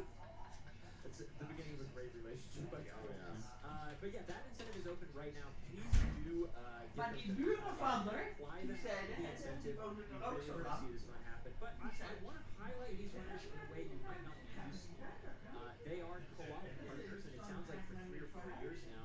So I'm curious, how well do they actually know each other? You know, is it all business? Are we sitting down on the left and the right side respectively and just wind bombing Link across Hyrule, or I guess blissing now? Or is it a little more intimate? So today we're going to ask some questions of our players, ask them questions about each other, and we're going to see how many they get right. So my first question, and how this is going to work is basically P5, if I ask you a question about Mikey, Mikey will write and hide his answer from you, and then you will just say what your answer is. And then Mikey will turn around his whiteboard and we'll see if you're correct. Okay? So we're going to ask the same question of each of you each time. So the first question, P5, what is Mikey's favorite video game? Bro, if you don't get this. Oh, dude, I've got this. This one's easy. You've got this? Yeah. We'll wait for Mikey to write down the answer. And of course, I am keeping track of the score, obviously.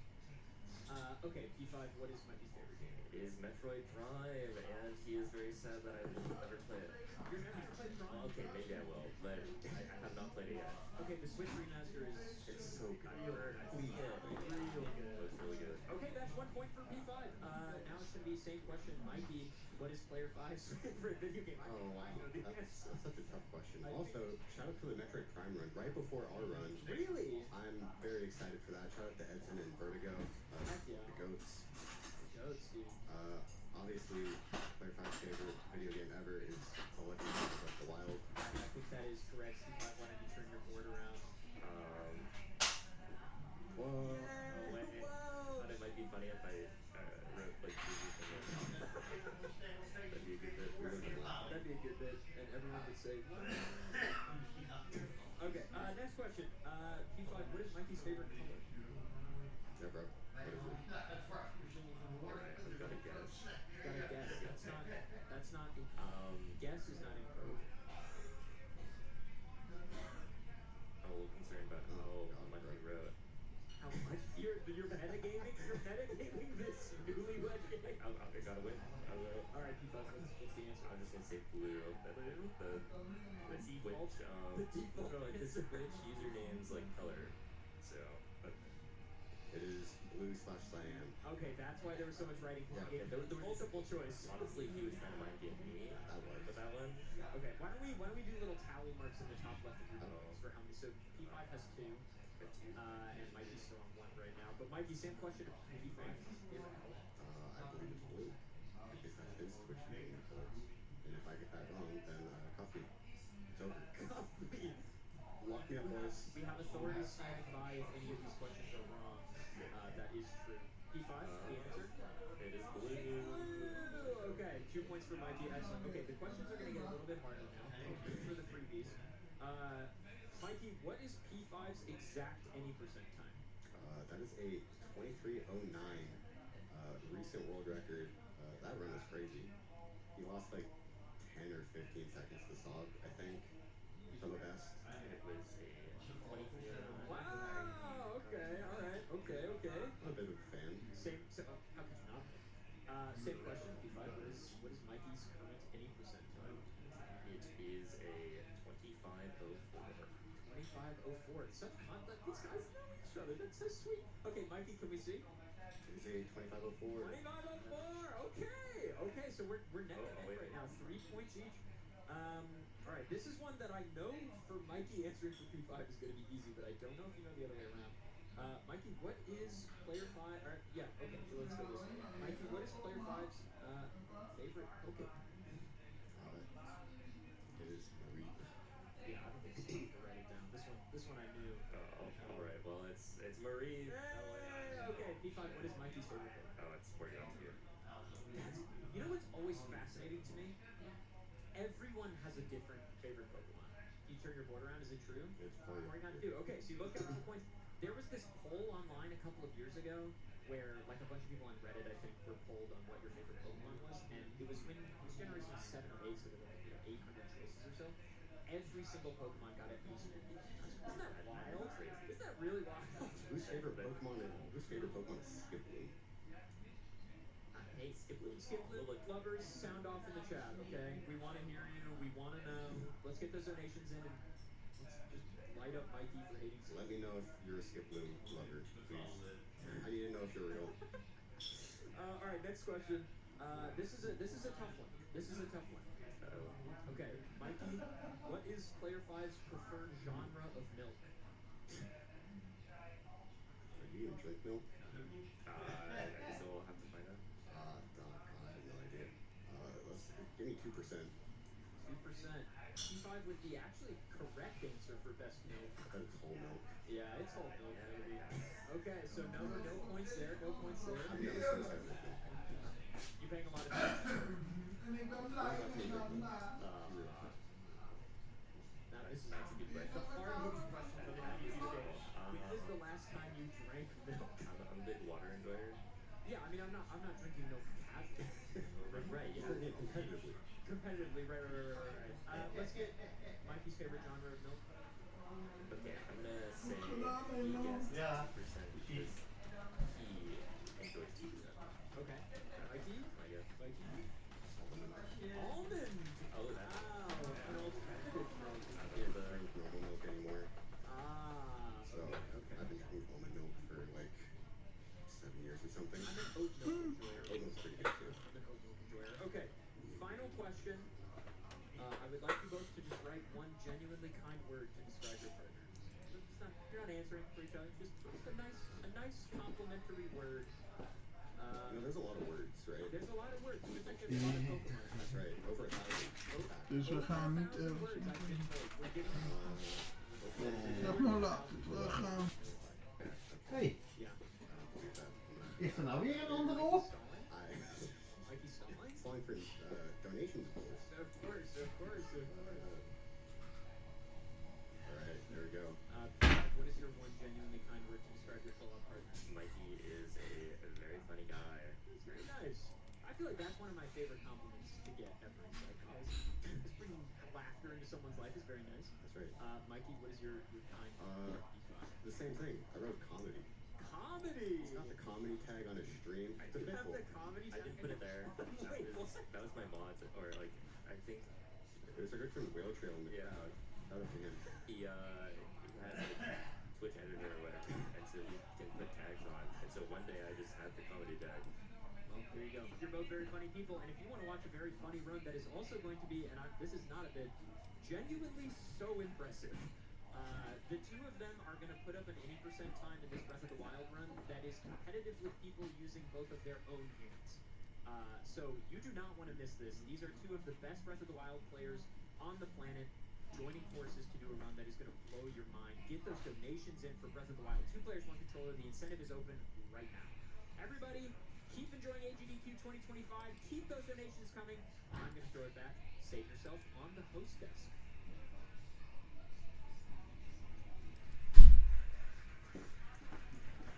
Thank you so much for that amazing interview. I cannot wait to see that bonus game. Chat, if you'd like to donate towards that bonus game, go ahead and scroll down to the bottom of the donation page and click the bonus game for Zelda Breath of the Wild. But also, y'all have already done that for the upgrade Warp Tank Gold to Cherry incentive. It has been met. Congratulations, chat. Thank you so much for doing that. Let's go! We also really want to see that upgrade to all light levels incentive get met as well for Super Meat Boy. That has to be met by the beginning of Super Meat Boy, so let's get those donations in for that too. And also, if you are feeling the need to take a little stretch, take a hydration break, or anything else, we're going to have a little break here. Don't go anywhere. Nothing new on FS. Nice.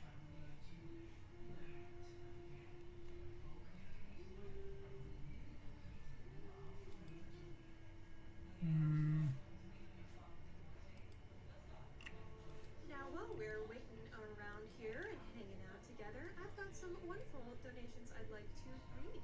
We've got $15 from Anonymous who says, so sad I'm not home to watch GDQ live in person as y'all came right to my hometown. Much love, have fun, stay warm, and stay safe from across the pond. Thank you so much for having a great time here in Pittsburgh.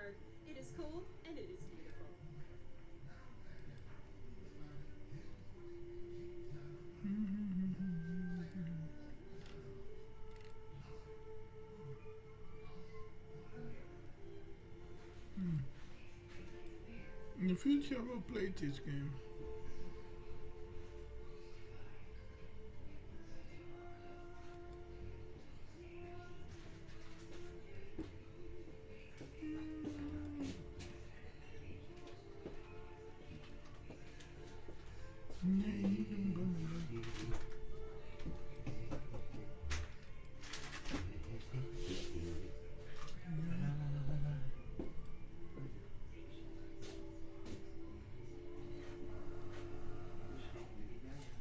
Welcome back to the Lemmings Homes level design contest levels and onto my own entries.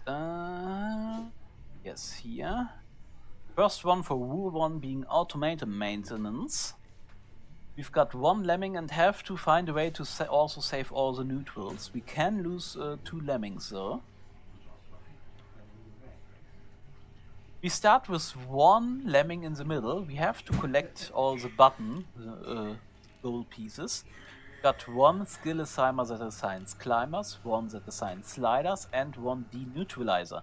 We need to get the neutrals to the deneutralizer, while also collecting quite a bit of the gold. Jump up and shimmy.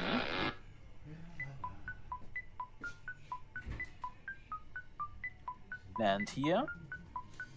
Jump across so we can get the climber skill. Platform across to this section, but then jump to the top. This is just preparation for later. We can drop down and platform across. Platform across. Got 1 connection in the middle. Need to get down 1 time at least. Platform across. Shimmy back out of this pit. And now for my big red herring here. This slider assigner is a trap. You don't want to do that. The slider will simply screw up your passing and always lead you to flames or areas you don't want to go into. We simply shimmy across. So, sorry, but this is my trick here. I've played you. At least I tried. So, we go in here, shimmy across, jump towards this section, turn around with the last walker. We only got 1 shimmy apart from the builders and bombers. Build up towards the climber assigner so the neutrals can get the climber, and you will see this part, except this, already leads to the deneutralizer. So we simply need to prepare that last bit. So we build across. A platform will turn you around into the flame, so use the builder. The deneutralizer doesn't affect neutral lemmings. We build up here. And this gold will be left for the neutrals. We simply shimmy across, and when we drop from up here, we will bomb them out.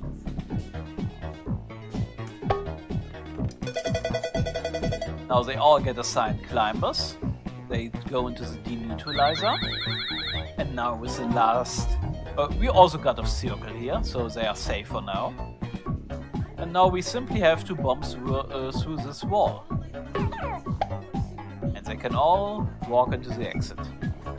So yes, it's basically about making the plan to lead the neutrals to the deneutralizer and to realize the slider will just mess with you. Don't use the slider. You don't only lead the climber, but that one is really important. Okay, 2. Copper 9 Cabin Fever Labs, which is a little homage to murder drones. We basically have 4 lemmings and need to bait the lab from above, and also sacrifice 1 to drop down a certain elevator. People who know the show will notice the thing I'm hinting at here. Sacrifice. Okay, and we've got 1 slider, 1 glider, 1 floater, and a swimmer disarmor.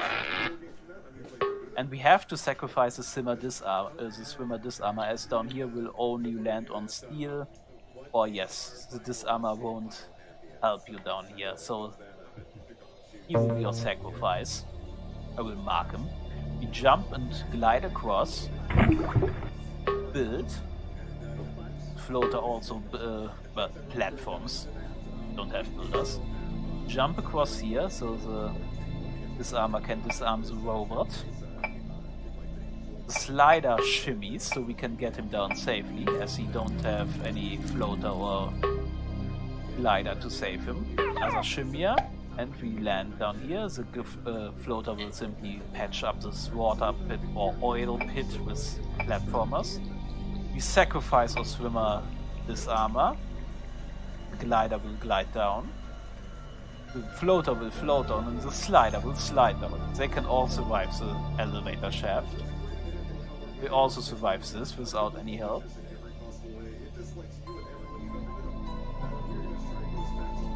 The glider jumps, so he turns around at this steel, piece of steel, and can patch up this oil pit with a platformer.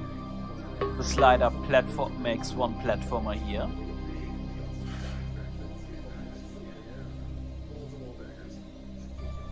Floater comes, he can land on the platform, but first we jump 2 times to make him go to the right. The slider jumps towards the left side. Slider jumps over the exit and prepares another platform over the oil pit. All that's need to be done is guide the slider with a shimmier towards the exit, and that's it. The floater is saved by this platform, the slider is saved by this platform. They're all safe in the exit. And for rule number 3, Orbiter Solus. That RNG is the worst part of this game. Their direction on entering a room is completely random. The time they change direction is completely random, and when they hit walls, they change direction to it. Alright, we start at the top left. We float down with 2 lemmings. Block at the edge. Gives them also climbers. Bash through here. We cannot afford a builder to stop this lemming, so he will simply walk up the grid and he will be your sacrifice. He simply bashes out the level. We need to go around the exit. Mine under this trap. Now use your 2 builders to build across the gap, but, well, we do not reach. But there's a thing we can do. Bash through here. And bash up here, as this will reach from up above.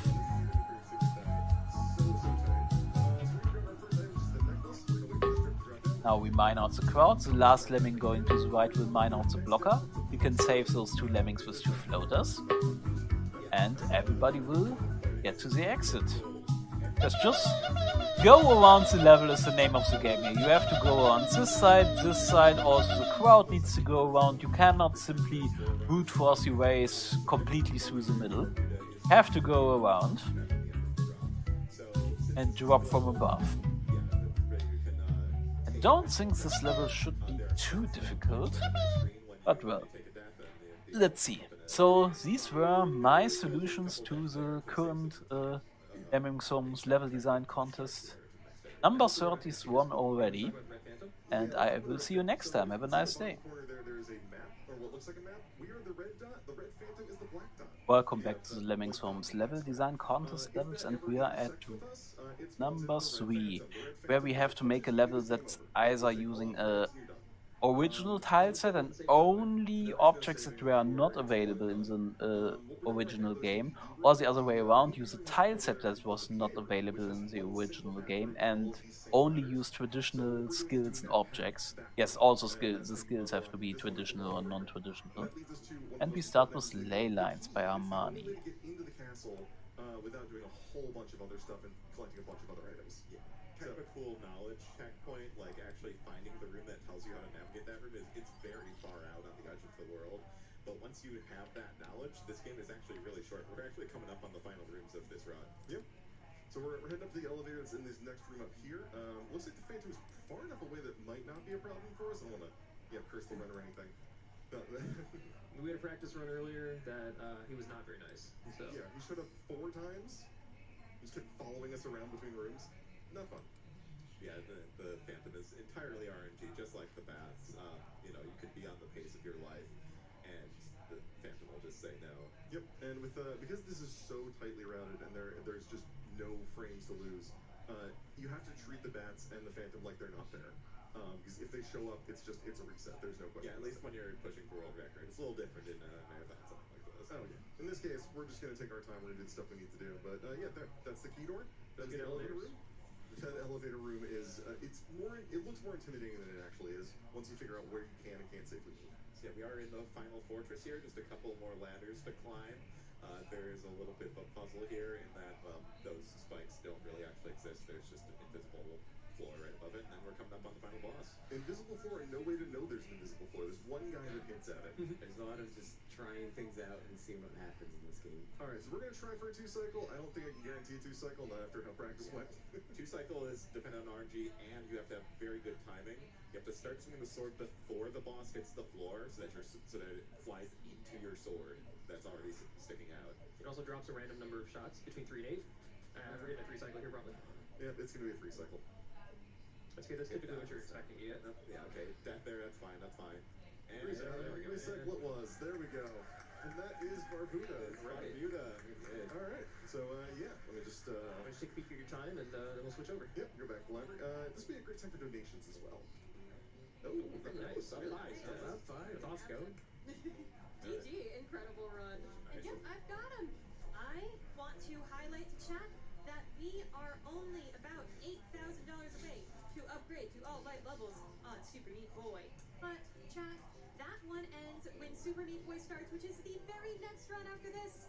And did you know that if you donated during this amazing UFO 50 run, if you've been waiting, this is the time, you could get entered into some amazing prizes? We've got $5 from Quieter, who says this game is beautiful, and AGDQ is beautiful, and PCF is beautiful, and you are all beautiful. And the game Mooncat in UFO 50 is beautiful. Love you all. And we actually do have a Mooncat UFO 50 posable felt doll up for donation. If you get a $10 minimum donation, you are entered to win that. So can we get a $10 train for upgrade to all light levels at 20 minutes maybe? Or maybe even 10 minutes. Let's do it at 10 minutes, chat. Click that incentive. Thank you so much. All right, let's go. So now we're firing up some Rakshasa. Woo! So this run is terrifying, by the way. This is a scary one. It's kind of a little bit of a big brother to Barbuda. Before we get the run really going here, so here's Jangy. He's already dead. So the resurrection mechanic works here is you need to pick up that gold disc without getting hit by any of the monsters here. But we're gonna start over there. Just wanted to demonstrate how that works. If a monster hits you in that screen, it is game over, and so we'll hope that doesn't happen. And much like Barbuda, no saves. You get sent to the beginning. Right. So, but there are some safety things we'll be doing to keep things under control, hopefully. All right, we're getting our first weapon. We're getting the flame shot, which is very powerful. It has a charge up. It shoots farther. It shoots 2 fireballs. We're gonna want that the entire run. Yeah, I should emphasize with its first weapon, hopefully only weapon you will see for the rest of the run. The other 2 weapons, not exactly ideal for speedrunning. The homing rings are kind of okay casually. They kind of cover the blind spots of the shot angles, because you might notice the movement seems extremely restrictive, and it is. It's very stiff. It's very restrictive. Much I hear this game likened a lot to Karnov. I've never played it, but a lot of people say it kind of feels similarly. And yeah, your angles of shots are very limited. Like this beehive on the left below, you can only shoot diagonally down if you are in midair, and that can make it really weird. And all right, so we didn't get to explain it, but we have a little green friend there who can take the hit for us. Typically, you don't have health in this game. If you take a hit, you die. Yeah, but we hatched a little green buddy. He did his job. He saved me from those flies. Those ruined so many runs. Yeah, those flies are super random. We at least didn't take a death. If you've ever played Rakshasa at home, you know this game's hard. First might be making it look easy, but try it. You'll see. And we are coming up on the first boss here. I'll also mention these red and green guys everywhere. They spawn randomly. The green guys throw spears. It's just never-ending fun in this one. All right, this guy will throw bombs everywhere. I'm gonna let those bombs explode. We'll be fine. There we go. Nice quick kill. Very on the boss. nice. Yeah, good job. Good job. So that worked out okay. Yeah, that's our first of 3 stages. Yep. So we'll be getting a little bit of a break here as we transition into the cave. These frogs coming up are really mean. They kind of have flat hitboxes, so sometimes your shots kind of sail over their heads. And they have a tongue attack that has a very long reach. As long as we got the fireball power up, they die pretty quickly, though. Yeah, if you're on the default weapon, this gets exponentially more difficult to deal with. This guy, I'm going to go back and take care of him. All right. Got through the first batch of frogs, and we got to dodge some rocks. They also spawn randomly. Get this. I'm hanging back a little bit here. We're going to get our first hidden item. We're going to spawn an egg.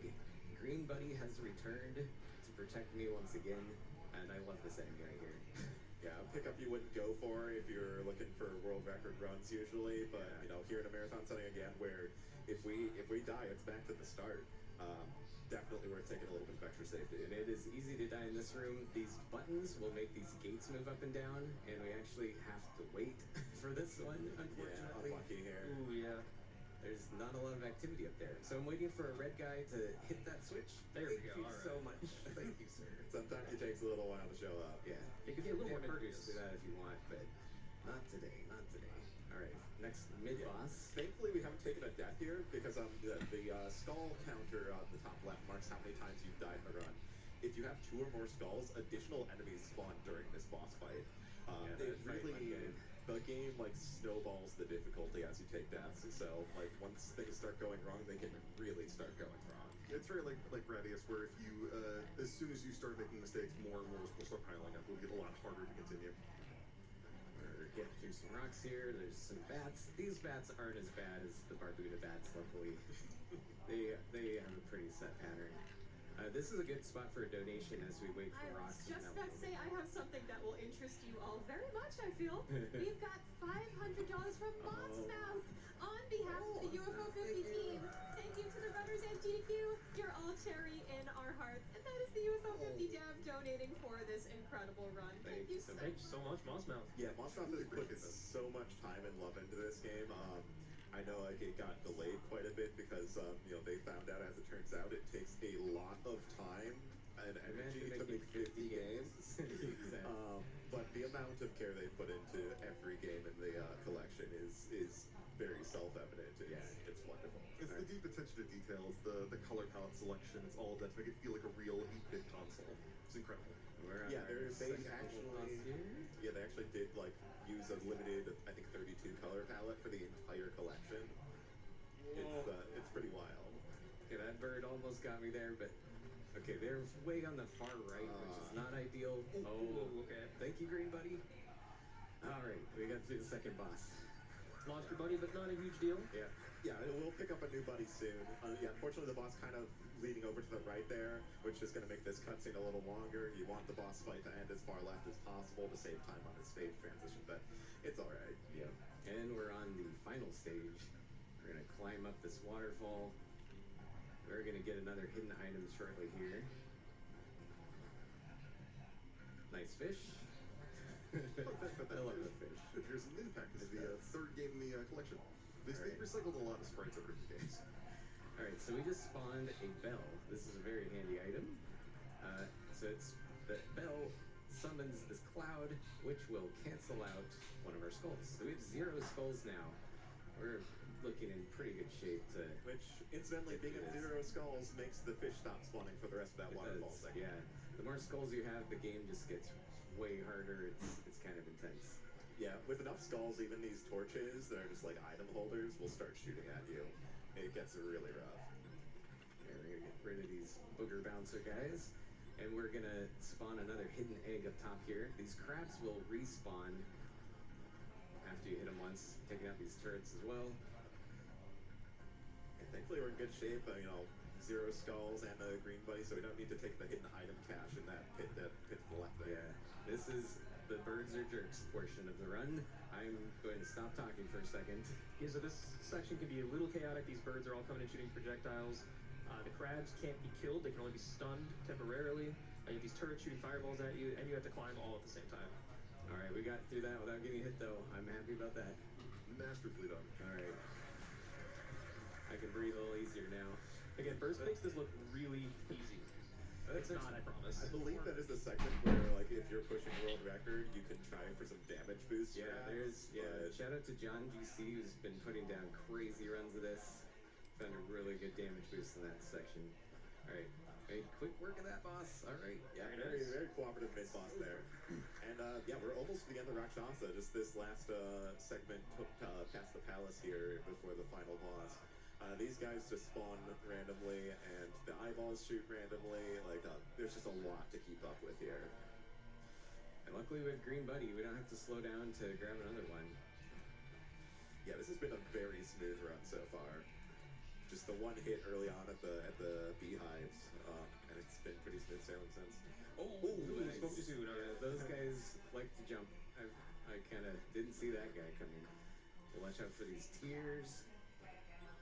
All right, we'll get rid of him. All right, and yeah, worth noting, if you do take an actual death and have to do the reincarnation minigame, you lose your weapon and go back to the default shot, which makes things a lot slower, a lot tougher. So, and we're in the final boss here. Final boss. There's guys coming out of his mouth. There's the skull dropping fire. There's lasers. We're just gonna should be almost done his here. eyes. Oh, okay. There we go. That's Rakshasa. Very clean run. Deathless. 0 skulls at the end. I am very happy. I was worried I was going to game over on that screen and take twice as long, but we did it. What a relief. Yeah, great job. Thank you, guys. Yeah, we got a peek at the in-game time if you'd like to see. Oh, yeah. There's the end. See that. There's our gold trophy in the bottom. Yeah. And if you're curious about Cherry, you just have to beat it with 50,000 points. There's a bit of randomness in that as well. But let's see what our time was. We got a 8:22. That's a solid time. Yeah, I'm happy with that. Very good, yeah. All right. Moving on to Python with Nightmare next. And now's a good chance for a donation or two. Oh, yes, I have so much love in donations. We've got $50 from a very special Leprechaun Gangster who says, "Go 3G, so proud you made it to the main stage at AGDQ. Keep that trash pan energy going into Barbuda. Love you lots." And trans rights, less than free. That is right. Can I get a trans rights from chat?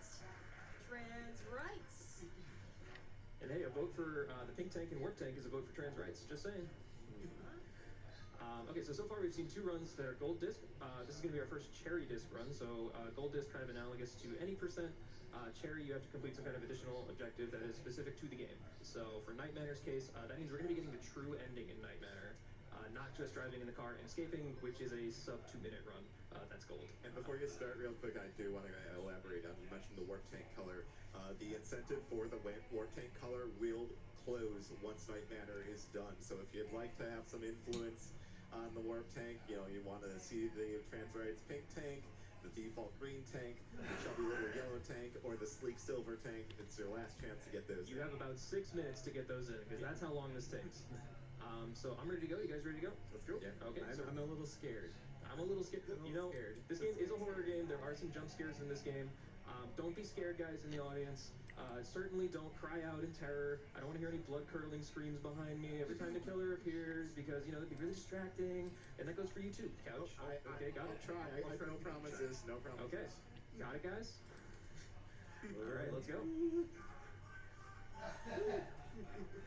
And I did the thing that I knew I was going to do. I grabbed the spoon first, so we're going to have to reset. That is true terror. If you grab the spoon first, that is a reset. Yeah, chat, whenever you have your morning bowl of cereal, if you grab your spoon first, just go back to that. This is the hardest room in the entire run, by the way. All right, come on, full. Come on, it's so small. There we go.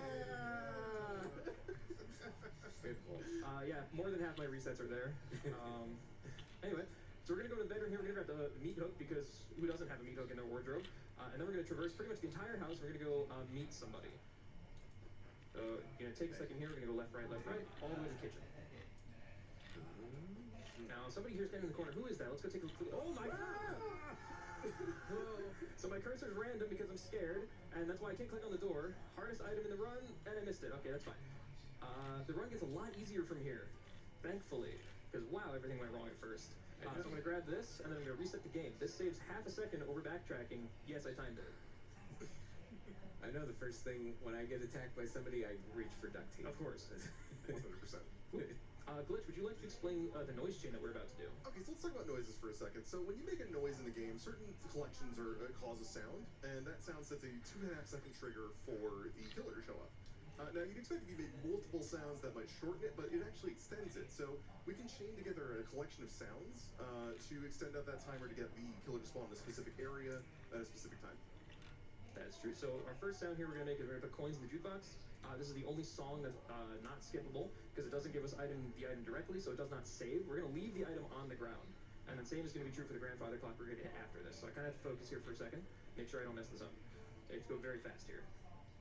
While you focus, can you have a Absolutely. special donation? We've got $50 from Menace Mans. Best of luck to the runners, especially to my partner, Python. Not sure what will be the height of his year this year, showing off his run at GDQ or our wedding. Scary wedding. Scary wedding. Yes, that was my fiance Mandy. Thank you very much for that. She's sitting right behind me. So yeah, that was very scary. I'm glad you guys kept your composure. Yeah, Python there nailing the noise chain, just keeping those noise events within 2.5 seconds of each other. Absolutely well done. And yeah, just a lesson to be learned. If you're ever trapped in a mansion with a killer monster following you, if you happen to make some noise, just make sure you flush a toilet every 2.5 seconds and you'll be fine. Something you might be noticing is that every time I enter a room for the first time, I get 2 text boxes that I have to, or 1 text box, but 2 A presses that I have to mash through. Oops, wrong page. That is, I believe, a frame-perfect mash. So you can just kind of bleed frames over the entire run by just getting a lot of text boxes and not mashing them on the first frame they're available. This game has crazy precision in where you need to click as well. There's like really tiny hitboxes for these items. Some of them are extremely tiny, and I will call them out when I miss them, inevitably. We just did the most sensible This one's thing hard. to remove. Oh, first try. That's nice.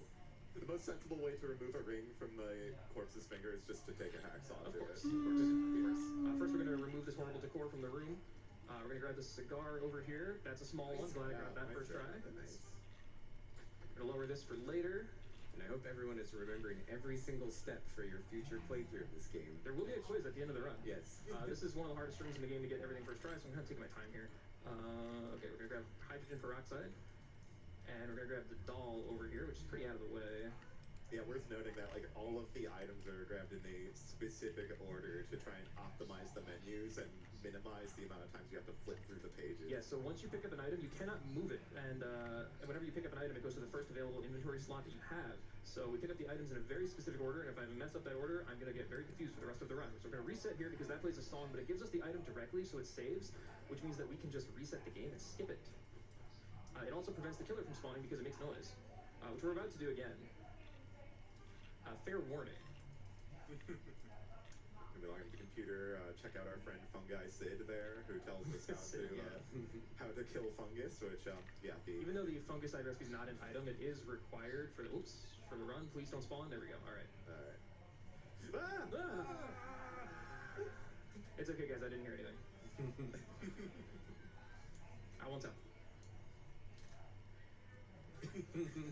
Alright, so now we got the safe code that's going to give us the diamond. There are 4 gems that we need to complete the run. That is the first one that we pick up. We're going to get all the rest after our next reset, which is coming up soon.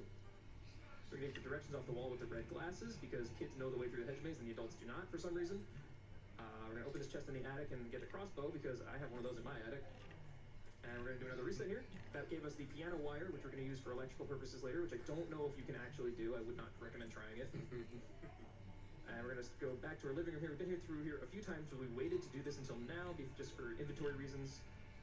We're going to grab the ruby as our second gem. We're going to come through here. This puts us on the correct page to get the topaz, because we need the knife for that. This is the body we cut off the balcony earlier. And then we see the front of the house for the first time. That ring that we got from the corpse in the bathroom is going to get us the emerald, which is the worst item in the game to pick up. There we go. Nice. 3 tries is fine. And we're coming up on the hedge maze here, which also, like noises, does have a killer spawn event attached to it. If you get lost in the hedge maze, the killer will spawn, I believe it's like 6.5 seconds from the point of getting lost. So we're literally just going to get lost. We're not going to use the directions yet. And now the killer's on a 6-second timer, so Piper's gonna have to grab the crossbow bolt, load it with the crossbow. I'm on a timer here. I gotta run. And hopefully get in front of the cellar door. All right, we made it. It's a pretty lenient timer. Now we wait for him to spawn. It's okay. I got this. Yay! All right. The RPG he slowly fades away. Run's not over though. Run's very close to over though. This next room is very difficult to menu. I will likely mess it up. Let's see. So first we're going to use the screwdriver on the box to open that. The oil on the handle. First try. That's why I always miss very tiny. Okay, here on the gearbox, wire here, and then we're going to have to build the fungicide inside the final room of the game. This is a guy. So we're going to take the cigar, put that in the bowl, and we're going to also add the tea tree oil and the peroxide, and that makes our fungicide. Try it at home. Let me know how it works. Or don't. I don't know what the chemical reaction there is. And that's time. We burn down the house. We take out the fungal nightmare permanently. The nightmare is over. And since we were deathless, we also get the good ending here. So that's Night Manor Cherry.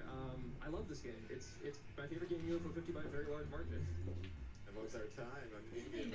6:20. I'm happy with 6:20. That's pretty good. Very solid. All right. So I'm going to turn it over to Satan for a donation or two, and then we'll get our last run set up here. Absolutely, and I want to remind Chad that we are working towards that upgrade to all light levels incentive. We are currently at $2,500-ish at about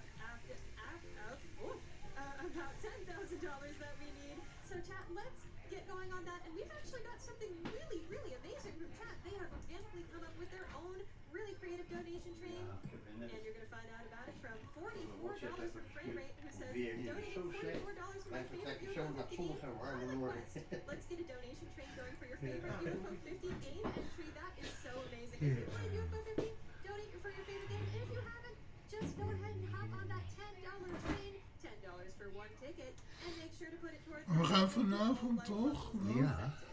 Niet s'nachts. Everybody's favorite UFO 50 games. Please, fellow combatants enjoyers, let me know you exist. Someone out there. I'm sure there's someone. There's gotta be at least like tens of you out there. For sure. So yeah, this is Warp Tank. It's gonna be a puzzle platformer adventure. It's also gonna be substantially longer than all of the runs we've had at this point. I'm pretty sure it's longer than the 3 runs combined at this point. It's gonna be a fun ride. But before I get started, it's time to close the tank color. What do we have for our tank color? We've got pink as the winner. There was so much love for pink, and also for green, but pink won. Super Mario Odyssey! It's a new game! Different tank colors are unlockable stations as we progress through the game, so we will be playing as the default green for the first 6 levels, and then we'll be switching over to pink on the rest of there. Just so people look up at me that we're setting off in green. Just out of On July 3rd, 2013, Glitchfest was born. The first episode being Banjo-Kazooie Nuts and Bolts. Today is July 3rd, 2018, 5 years later, and it's time to revisit the game that started it all. Hey Internet, and welcome to Glitchfest. Let's go ahead and start a new game. We can eat some pizza, break as many... gives you the real full Warp Tank experience. Does let us skip out the kind of auto-scrolling nuances. But we're gonna go ahead and get started. And yeah, time starts for Warp Tank as soon as we start this overworld here. And for the first level, we're gonna go the furthest one out, Piston Sector, because we're gonna be resetting the game after this. So right away, we're gonna be picking up the first coffee here. Coffees are hidden in certain locations. There's a secret trigger tile that you have to deduce and sit on to get the coffee to spawn. Generally, it's just you look at the level and you say, okay, what is the least convenient tile to reach here? And that's where you gotta go. So yeah, really quick, we're gonna reset here because once we beat the first level, we unlock another set of levels. These piston sects, this is number 1, and that's a lengthy cutscene. It saves time to just reset level and skip it. And so yeah, Warp Tank's got some pretty fancy movement, and I think I'm gonna let this movement sequence speak for itself right here. Oops. I am donating $5 per death, by the way, and I encourage chat to match me on that, or go $1 per death. Yeah, I put up immediately botched So, it. audience, keep count with me, will you? There we go. So that's the quick junior sector segment. It's a pretty tight cycle to make these saw blades up here. We've got to wait for this door to close before we can warp ahead. But yeah, you do only have movement to the left and right, and then warps beyond that. So there's no jumping or anything. You can't clear like small ledges or anything. You have to find ways around, rolling around upside down, sideways, or whatever. Worth noting that in this game, the overworld is also kind of a level. You have to memorize your overworld movement as well as each level. Yeah, it's easy to get lost And there. we get introduced to the eyeballs here, one of the worst enemies in the game. They just kind of shoot these really slow-moving rings randomly. The first one cooperates. Looks like these ones are going to cooperate as well. All right. And we get a very lucky. Wow. All right. Yeah, that's amazing. Let's go. Tore through that. Good luck. All right, Time for good RNG. bomb sector. This is the hardest trick right here. Let's see if I'm going to focus and see if I can get it. Yeah. Oh, all right. Oh, no. That's okay. We're going to see it again. Give it another try. It's another $5. I feel a little bad. I'm rooting for deaths now. Oh, let's go. All right. So I ran this game a while ago on a very unoptimized route, and I was convinced that wasn't possible, and this footage just proved me wrong. Yeah, that is one of the that is, I think, the tightest cycle of the game to make. It takes a lot of practice. It took a lot of labbing to figure that one out. I'm so happy to get it marathon, even if it took 2 tries. I think we're all in agreement here that Warp Tank is currently probably the flashiest, most impressive run in the game. It is like mind-blowing. Another level unlock at 4 levels complete, and we want to go back and clean up the levels at the start. So reset there. This is yard sector. It's really boring. We're stuck behind a bunch of slow-moving platform cycles. So this is a great time to take those nations. Oh, I've got him. Chat has been hopping onto that all-light levels donation train. We are at 28% of the way, so y'all are moving it. But remember, we have to meet that before Super Meat Boy, which is the very next run. So chat, if you've been waiting to donate, now is the time. We've got $7 from Mega Free 400, who says, donate $7 to my favorite UFO video game, Pilgrim. For the stuff I hit, I finally got Terror Days. And we've got $50 from Jesse Lockhart, who says, here's $50 for 50 streams to celebrate UFO 50. Here's hoping we meet the all-light levels incentive. That is right. Remember, when you donate, to scroll down to the bottom and hit that all-light levels incentive. Some quick warps right here. There we go. Nice. Very nice. Let's see if I can get the sneak under this guy's feet. Oh, that's great. That's another tight cycle. He nailed it. That is nuts. Okay. That guy's random. He's behaving. Yeah, these bad guys just have a 3x3 area they randomly drift around in. So thankfully that one cooperated pretty well. And yeah, again, some overworld movement there. The overworld movement, there might not be any enemies, at least yet, but overworld movement is tight. You gotta make sure you're getting the right warps up, getting diagonal warps to save time where you can. There's 3. So, new enemy type, and one of the more random types. These slimes just move around and shoot randomly, and I was not anticipating the slime just stopping there like that, so I just kind of crashed. I'm just gonna play it safe and go around the slime like that. Gotta love the slimes. It's tight. Okay. We're fine. Wait a bit, though. Good old eyeball RNG. Stealing your time. And you cannot warp off of those purple blocks with the hollow centers, by the way. That's kind of a... I feel like if you're wondering why he's not warping off of those, you just can't. Yeah, there's some blocks later on that react to whenever you warp, and you can't still manipulate them by trying to warp. And don't forget the pink tank. Oh yeah, you're right. I completely forgot to go get the pink. Yes. Friends rights. Let's go. Thank you for the reminder. No problem. So yeah, this is the tank we'll be playing as for the rest of the game. And we're going on to Healing Sector, which is one of the longer runs in the levels in the run. We actually skipped this level in the gold run. So. We're also introduced to the worms in this level. You want to talk about those? Oh yeah, the worms are the worst. You have to shoot them in the head to get to damage them, but the hitboxes are extremely finicky, and sometimes shots just don't land. I hate them so much.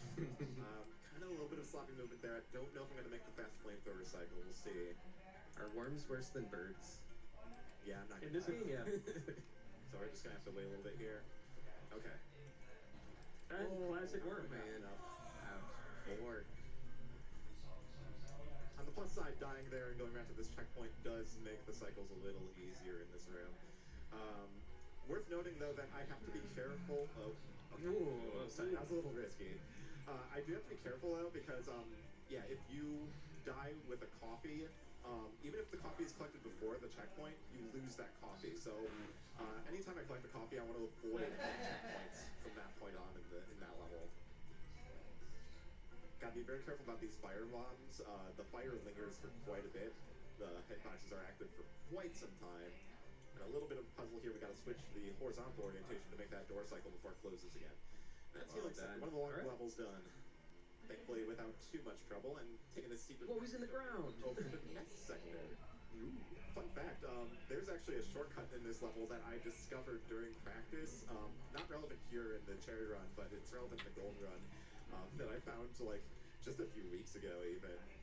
It's crazy how well, part of the fun of the second submission window games is sometimes the run changes from the time you submit it to the time you're actually running it. But Night Manor was completely rerouted 3 weeks ago. Yeah, that's the beauty of like fresh speed runs. There's all sorts of new things to learn all the time. So, we've got these rotating arrow blocks. They're pretty self-explanatory. We're gonna try and make some good cycles here. There's a really risky cycle I could take here where I kill the worm and warp to the right at the same time, but I'm just gonna wait a cycle on that arrow. It's super risky to go for that, and you could just die to the worm before it explodes. It's worth commenting that your shots are much slower than your warp speed, so you can shoot something and warp before the shot connects and just die because of it. So yeah, if your tank is ever floating in the air and the block under you gets destroyed, you just die. You don't fall.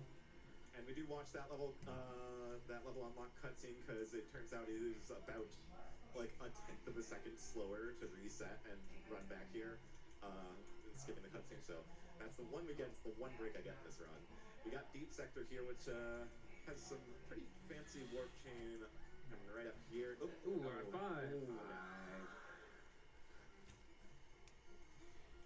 If you haven't noticed, it's really easy to die in this game.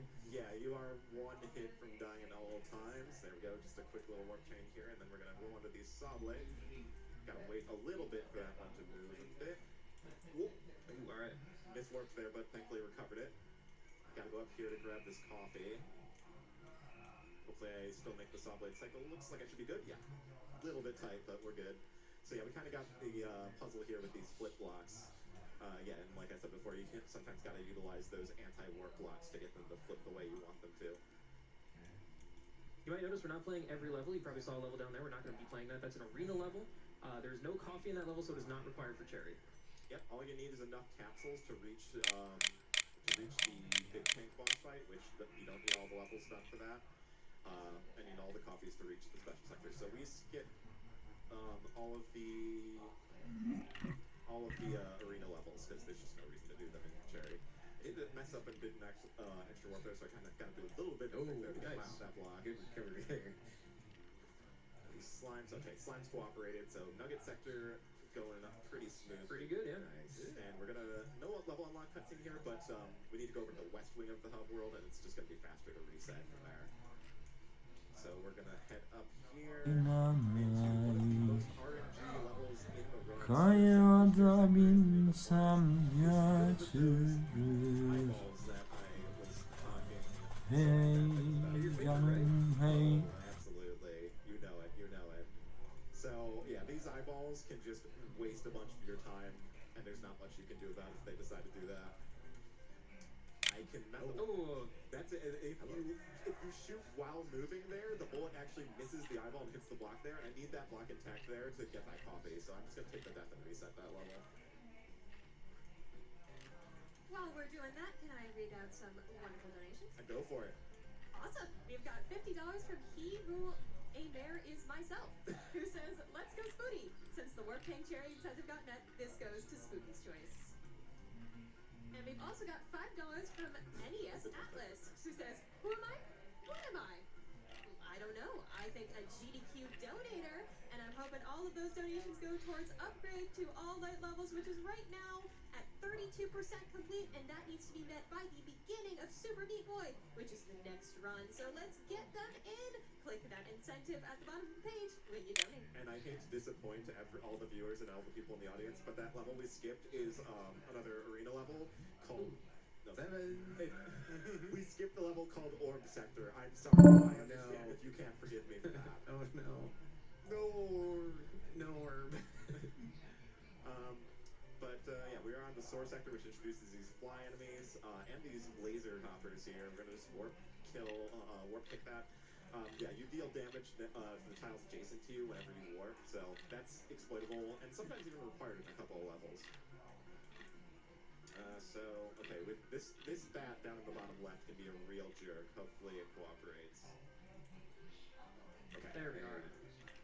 Yeah, speaking of tech like the warp kick, it should be noted that like these games do not have strong tutorials or lots of instructions, so figuring out those things is a little organic. They don't even have instruction manuals at all. I'm just gonna play it safe and kill that fly there. I believe canonically those instruction manuals are just considered lost media. Right. All right, Source Vector can be a little bit of a jerk, but that went pretty smoothly. Some pretty tough movement there. Pretty good. This form sector has a lot of slimes in the midsection of this level. They can be huge jerks. Hopefully they cooperate. So yeah, we gotta just wait for these blocks to start fading and warp out before the blocks below the wheels fade out, or we just die. So yeah, these slimes. Come on, please. Oh, the slimes. Love to hate them.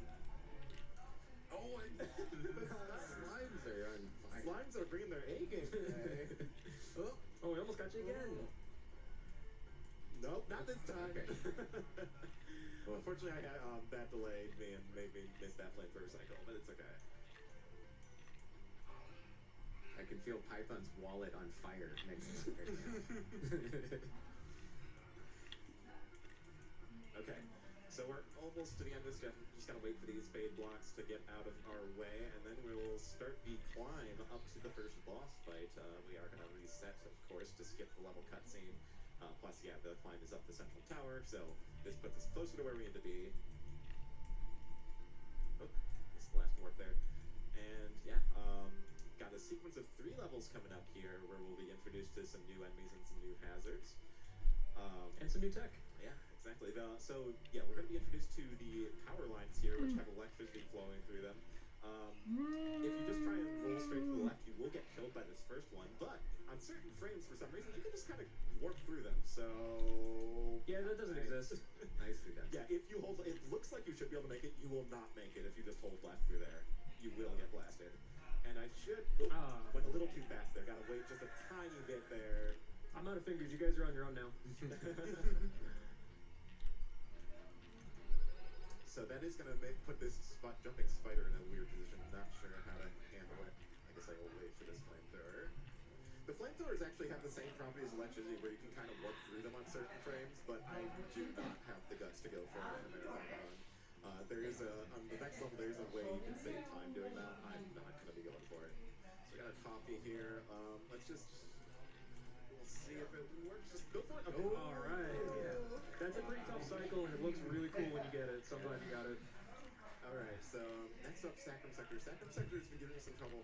Of course, before I started practicing on site, there's a crusher at the end that has never killed me. Like, it's just hold right and you get through it. And for some reason during practice, twice, it just killed me, and I do not know why. So hopefully that it'll play does nice. not happen right now, because it is after this checkpoint. So if I die here, I have to redo the That is one you have to skip or you lose the coffee when you die, so we can't get it. Yeah, this crusher coming up right here. Okay, we're good. All right. Very close. I'm glad I got the "that's never happened before" moment out in the practice instead of here. That is, I'm grateful for that. Diet Sector, we're going to have to kill some of those jumping spiders. They're only vulnerable when they're in the air, and they will always jump if you are on the ceiling. Ooh, all right. Wait for the one cycle to get it. You can one cycle these guys. It's hard, though, and their movement is also RNG. Okay, yeah, I'm just going to play it safe there and take the 2 jumps there. But yeah, as long as they're on the ceiling, they will always jump. But when they're on the floor, they'll walk randomly like this. Ooh, nice one cycle. Let's go. Yeah, that one you can't go on the ceiling, so you're just subject to the RNG, and sometimes he'll just walk you all the way to the corner. Oh, I just pressed the warp too soon there. More one cycles? Yeah, I guess I get to go for more one cycles. There we go. All right. Yeah. One shot off. And he went to the right, which wastes time. You wanted to go as far left as you can. Just barely squeezing through that flamethrower. Alright, there we go. That's Diet Sector done. And we're on to the first boss. Renegade, we hope to not see him pop out of the middle hole. Okay. All right, this is mid-luck. It's okay. We want him to see him on the far side so that we don't have to worry about getting hit as much. In a perfect world, you can get this done in 2 cycles. I'm going to have to... Ooh, so close, too, yeah. Oh, I think it's going to spawn his eyeballs, yeah. Okay. All right, not so bad. 2 shots off of the 2 cycles. That was still a pretty good Renegade. Okay, so the final end game area is down to start. It's going to collapse this wall on our left, so of course we reset to get back there a little more quickly. And there are going to be some bats drifting around here. Hopefully don't cause any... Oh, didn't move left there. Okay, hopefully don't cause any problems. Shock Sector is kind of a very puzzle-oriented level based on these shoot fade blocks. It's a little bit of a slower pace level, so it's a great time for a couple of donations. Oh yeah, I've got him. Chat is hopping on that donation train for upgrade to all light levels. We are 38% of the way there, so chat, we're making GDQ magic happen. Go ahead and put your donations in and put them towards upgrade to all light levels. We've got $25 from Lee, who says, here's $25 to represent the best game in UFO 50, Party House. May your parties be full of good dogs forever. Give it up for Party House, yeah. Great game. I love Party House. Party House is definitely like a top 10 for me. We've also got $45 from 2D Tones, who says, Minnie and Max my beloved. Love this donation train idea. Love that UFO 50 made it on the schedule, and love all that GDQ does each year. Thank you, everyone. Bless the stream. I shot in the wrong spot, so I gotta take a death there. If you destroy that left block, the coffee becomes completely inaccessible. And, oh, yeah, I'm not supposed to shoot that. Oh, we got a little extra time in the Shock Sector, I guess. How about another donation? Oh yeah, we've got $31 from Kung Fu Panda, who says, love this UFO 50 donut train idea. Donating $31 for my favorite game, Pinball. I'm an Albert fan myself. Thanks for showing off my favorite game of 2024. I think it's probably all of our favorite games of 2024. Yeah, this is an incredible game. Yeah, 50 games of the year in one game. Coming up on Guide Sector here, Guide Sector has an audio cue at the start, so I'd like some quiet here.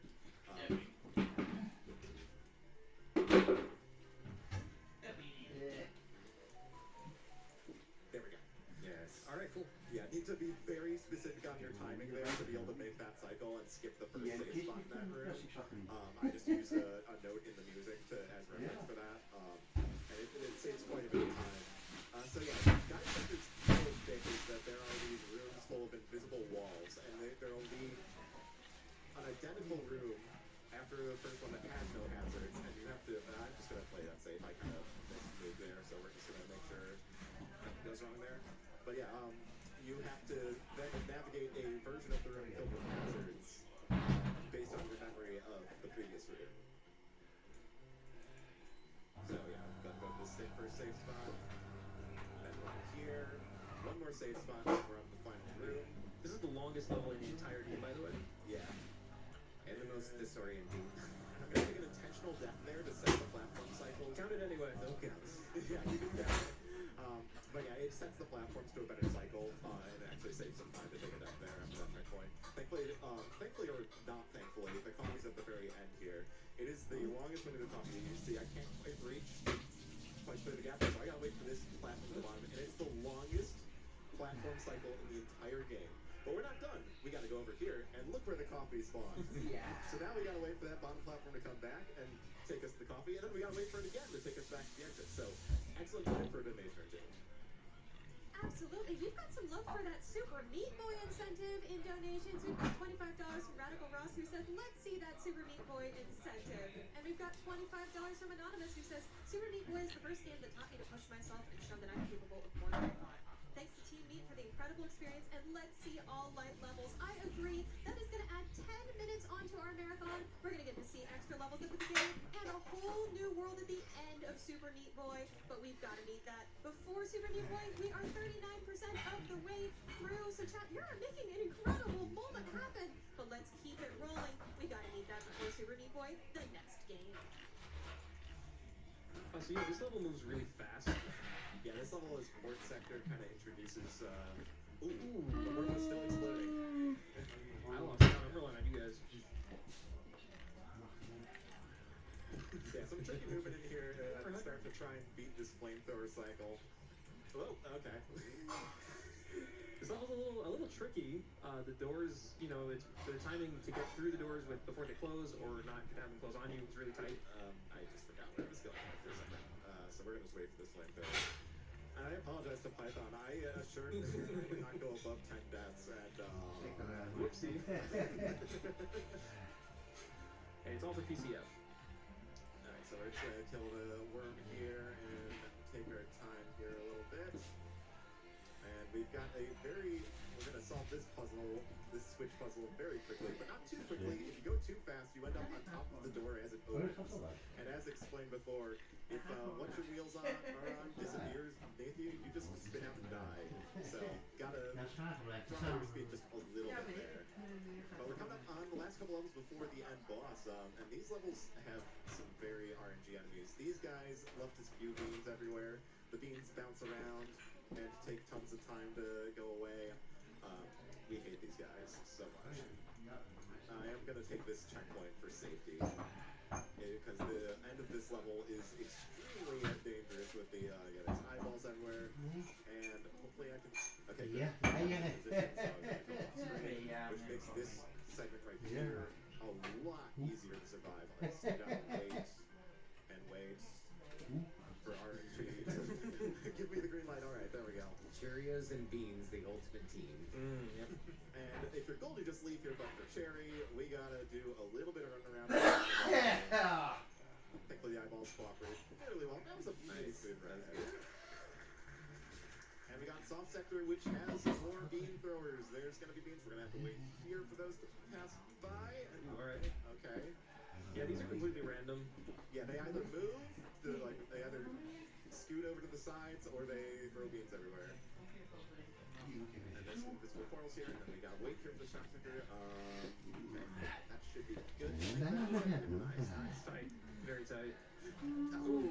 Okay, And yeah, the camera like will just abruptly shift there as you do that segment, and like sometimes by the time you register what's even on screen, it's like, oh yeah, that guy's already throwing a bean. Yeah, we come to your Gotta be plane very careful tomorrow. about. Okay, I'm just gonna wait here until I get a green light. Okay. At least get the kill there. Wow, these guys are not cooperating. Hello guys, I'm gonna end stream and I'll